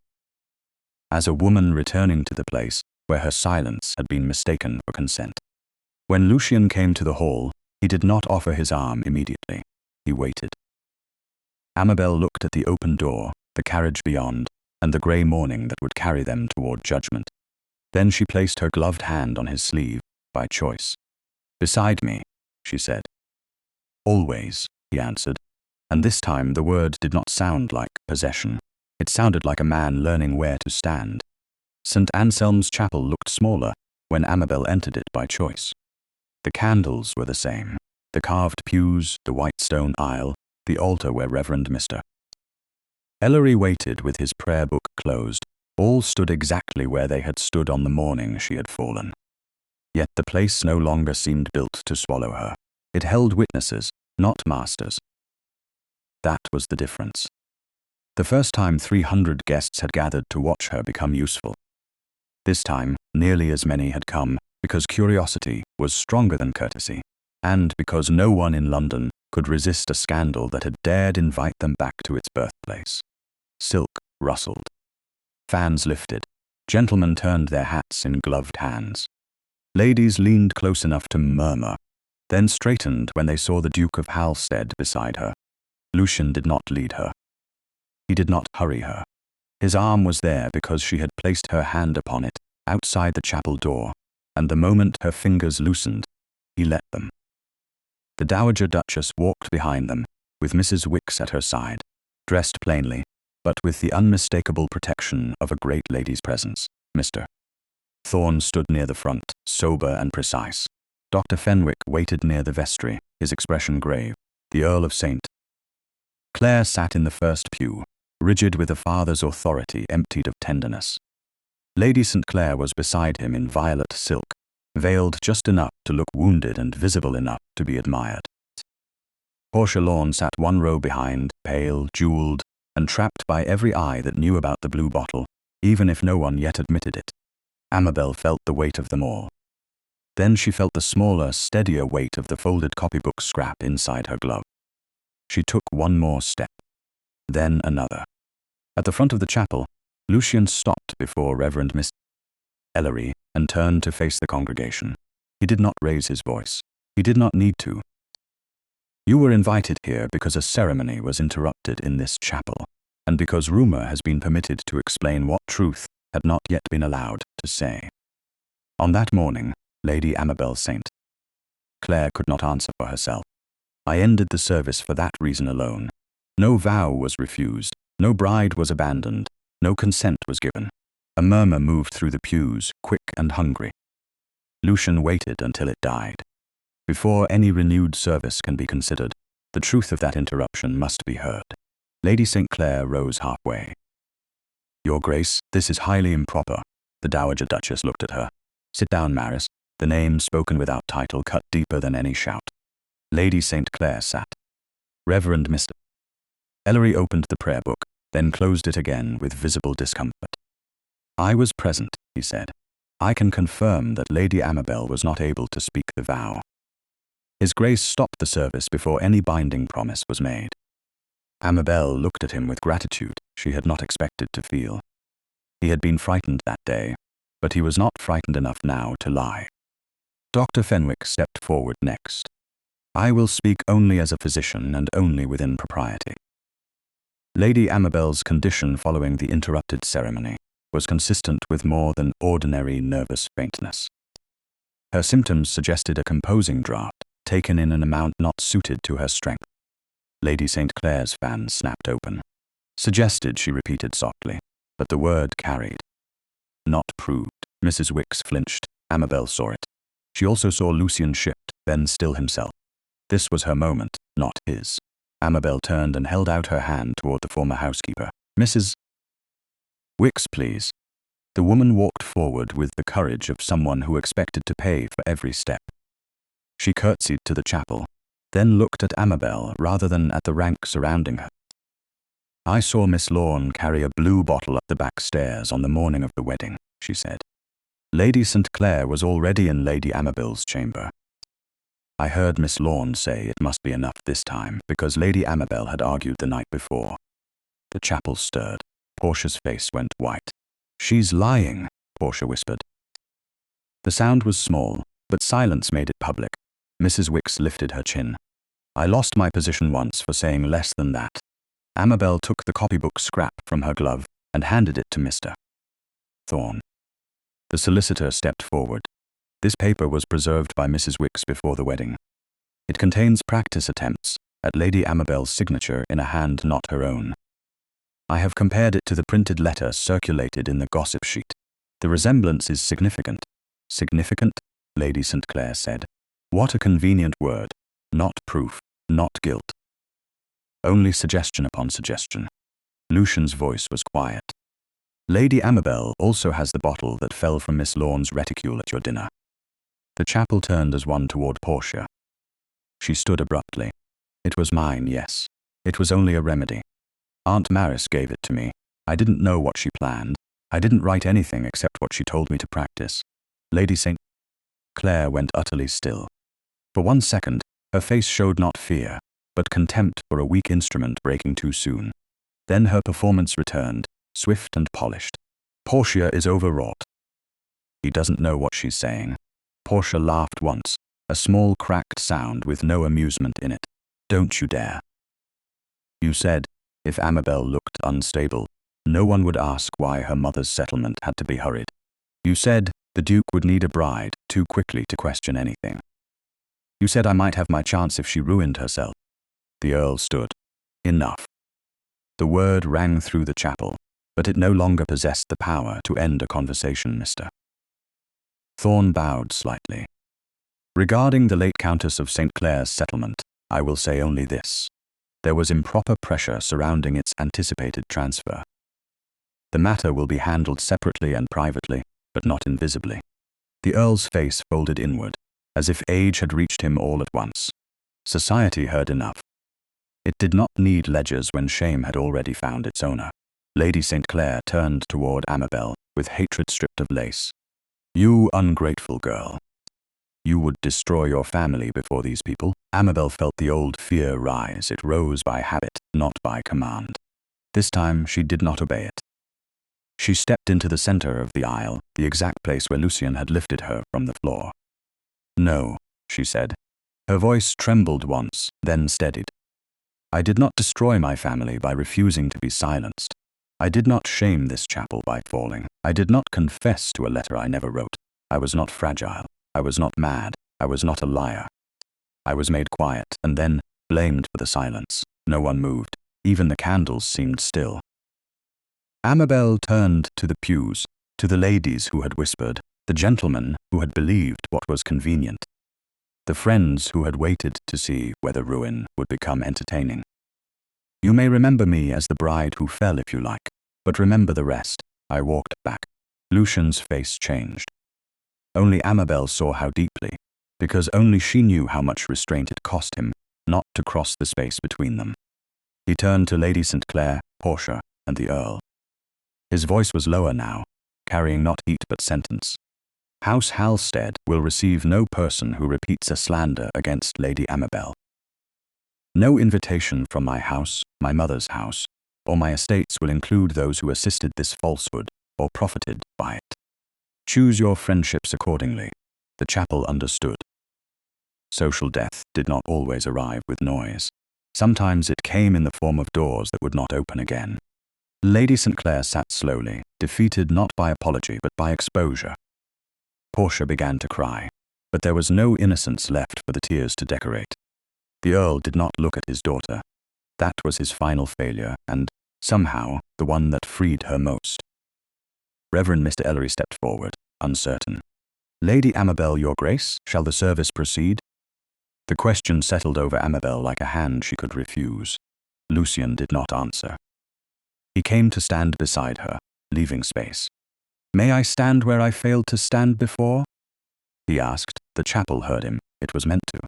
Amabel looked at the man who had carried her away when she could not speak, who had erred by trying to protect her from truth, who had learned to ask instead of command, who now offered his place beside her without claiming the vow.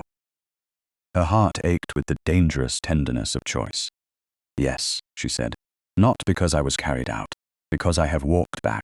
A sound moved through the chapel, not applause, not quite. Something quieter and more human. Relief, perhaps, recognition. The first honest breath after too much polished cruelty. Reverend Mr. Ellery opened the prayer book again, but Amabel lifted her hand. Not today. Lucien's eyes searched hers, then understood. Not today, he agreed. She turned toward the congregation one last time. I will not read vows while truth is still settling in this room. I ask for 1 day of peace at Weathercombe Abbey. After that, I will answer freely. No one dared object. Lucien offered his arm. This time, Amabel took it not to be led from scandal, but to leave it behind on her own feet. As they walked down the aisle, the guests rose, not in triumph, not in celebration, but in a respect that had come late and would never be allowed to call itself generous. At the chapel door, light touched the stones where rain had dried. Amabel did not look back. She had already returned to the place that broke her. She had spoken. She had been heard. Now, for the first time in her life, she would have a day that belonged to no one's duty but her own. Weathercombe Abbey did not receive Amabel as a rescued woman. It received her as someone expected. That was the first miracle of it. After the chapel, after the witnesses, after the slow, astonished silence of London, giving way behind them, the carriage left the city roads and carried them south into Kent, through green fields and hedgerows beaded with rain. Amabel sat beside the Dowager Duchess, with Lucian across from her, and for long stretches no one spoke. It was not the hard silence of St. Clare House, where words had always been waiting to trap her. It was a silence with windows open inside it. Every mile placed distance between her and the altar where she had fallen, yet she did not feel herself escaping. She felt herself arriving. By late afternoon, Weathercombe Abbey rose beyond a sweep of lawn and ancient oaks, its pale stone warmed by the westering sun, its chimneys sending thin lines of smoke into the clear air. The house was grand but not vain. Ivy softened one wing. A chapel bell rested in a little stone tower beyond the south garden. Servants stood assembled near the entrance, not in the eager crowd of gossip, but in ordered welcome. Amabel's hand tightened once in her lap. Lucian saw it. He did not reach for her. He waited until the carriage door opened, then stepped down and offered his hand only after she looked toward him. "May I?" he asked quietly. She placed her gloved fingers in his. Yes, the word came easily now, not because it mattered less, but because it finally belonged to her. She stepped from the carriage onto the gravel. No one gasped. No one whispered that she looked pale. No one called her poor dear. The housekeeper curtsied and said, "Welcome to Weathercombe Abbey, my lady," with such steady respect that Amabel nearly wept from the plainness of it. The Dowager Duchess descended behind her and surveyed the servants with approval. "There," she said under her breath, "a civilized beginning. Let us see whether they can maintain it through tea." Lucian's mouth softened. Amabel heard herself laugh. It was small, surprised, and gone quickly, but it belonged to the air. Inside, the entrance hall opened into warmth, polished oak, and late sunlight across stone. No hothouse flowers strained to impress. No lavender water masked fear. A vase of simple white narcissus stood on a table beneath a portrait of some long-dead duchess, whose expression suggested she had tolerated fools only when absolutely necessary. The Dowager Duchess removed her gloves. "This house has been waiting for a mistress who can tell it the truth." Amabel looked at her. "I am not yet its mistress." "No," the older woman said. "But houses are wiser than society. They recognize intention." Lucian said nothing. His restraint had become so familiar that Amabel could now read the feeling beneath it. He wanted to ask if she was overwhelmed. He wanted to offer rest, safety, distance, anything that might make the day lighter. He did none of it because she had asked for one day that belonged to her. That, more than any speech, moved her. In the small morning room, tea was brought without ceremony. Mr. Thorne arrived shortly after, dusty from the road, and discreet enough to look apologetic for carrying justice in a leather case. Amabel listened while he explained, briefly and plainly, that her mother's settlement would be placed under independent trustees for her own benefit, protected from the Earl of St. Clare's debts and from any husband's control unless she chose otherwise. Lucian stood by the window during the explanation, his face unreadable. Only when Mr. Thorne placed the documents before Amabel did Lucian speak. "You need not sign anything today." Amabel looked from the papers to him. "Do they give me power over what was meant for me?" "Yes." "Do they protect Mrs. Wicks?" "Her position at Weathercombe is secure if she wants it. If not, my mother has written a reference that would terrify any household into decency." The Dowager Duchess sipped her tea. "Not terrify, persuade with vigor." Amabel smiled, then signed. Not because Lucian asked. He did not. Not because her father required. He could not. She signed because the late Countess of St. Clare had once tried to leave her daughter a small piece of freedom, and freedom, delayed though it was, had finally found her hand. News from London arrived the next morning in fragments, none of them requiring long explanation. Lady St. Clare had not been received by Lady Winthrop, which in London meant nearly as much as a sentence from a judge. Portia's understanding with Viscount Meryton had dissolved before breakfast. The Earl of St. Clare had retired to the country, citing health, though everyone understood that shame often preferred rural air. No public apology came. Amabel had not expected one. Some people could only admit defeat by leaving rooms they once controlled. It was enough that they could no longer write her story without being contradicted. Near noon, Lucian asked if she wished to walk. He did not suggest the chapel. He did not avoid it either. They crossed the garden at an unhurried pace. The Dowager Duchess wisely occupied elsewhere, though Amabel suspected wisdom had been arranged by deliberate instruction. The estate chapel stood under a yew tree, small and old, with clear glass windows that let in honest light. Inside there were no 300 guests. Only stone, wood, quiet, and a little vase of field flowers placed near the altar by someone who had not thought to make them symbolic. Amabel stood in the aisle. Her breath did not fail. Her knees did not weaken. After a moment, Lucian drew a small box from his coat and opened it. Inside lay the torn ivory wedding glove. It had been cleaned but not mended. The little hidden seam remained visible. The words inside it remained hers. "I did not know whether to keep it," he said, "for evidence at first." His gaze stayed on the glove. "Then as a reminder of what? That you tried to save yourself before I ever carried you away." Amabel looked at the torn leather, and the old shame did not rise. Grief came, anger came, but shame did not. "I thought it proved how frightened I was. It proves how brave you were when no one allowed bravery to make noise." She closed the box gently. "Then we will keep it here. Not in a locked desk, not hidden. Where? In the library. Somewhere I can see it when I need to remember that silence was never the same as surrender." Lucian's eyes lifted to hers. The chapel held them in light. "Amabel, I meant what I said. You owe me nothing for defending you, I know. You may wait. You may refuse. You may decide that freedom should begin without a husband standing so near it." Her heart trembled, but not with fear. "And if freedom chooses you," he went still, "then I will spend my life trying to deserve the choice, not own it." That was the answer she had needed, though she had not known how to ask. She looked toward the altar, then back to him. "I do not want another crowded chapel. No, I do not want London listening. Never. I do not want a vow used to repair a scandal." His voice lowered. "Neither do I." Amabel removed her gloves slowly. Her hands were bare when she turned toward him. That seemed important, not dramatic. "True. Then ask me here." Lucian did not move for a moment.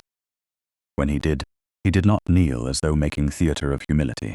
He simply took her bare hand between both of his, with a reverence so restrained it felt stronger than passion. "Lady Amabel St. Clare," he said, and then his voice changed, becoming less duke and more man.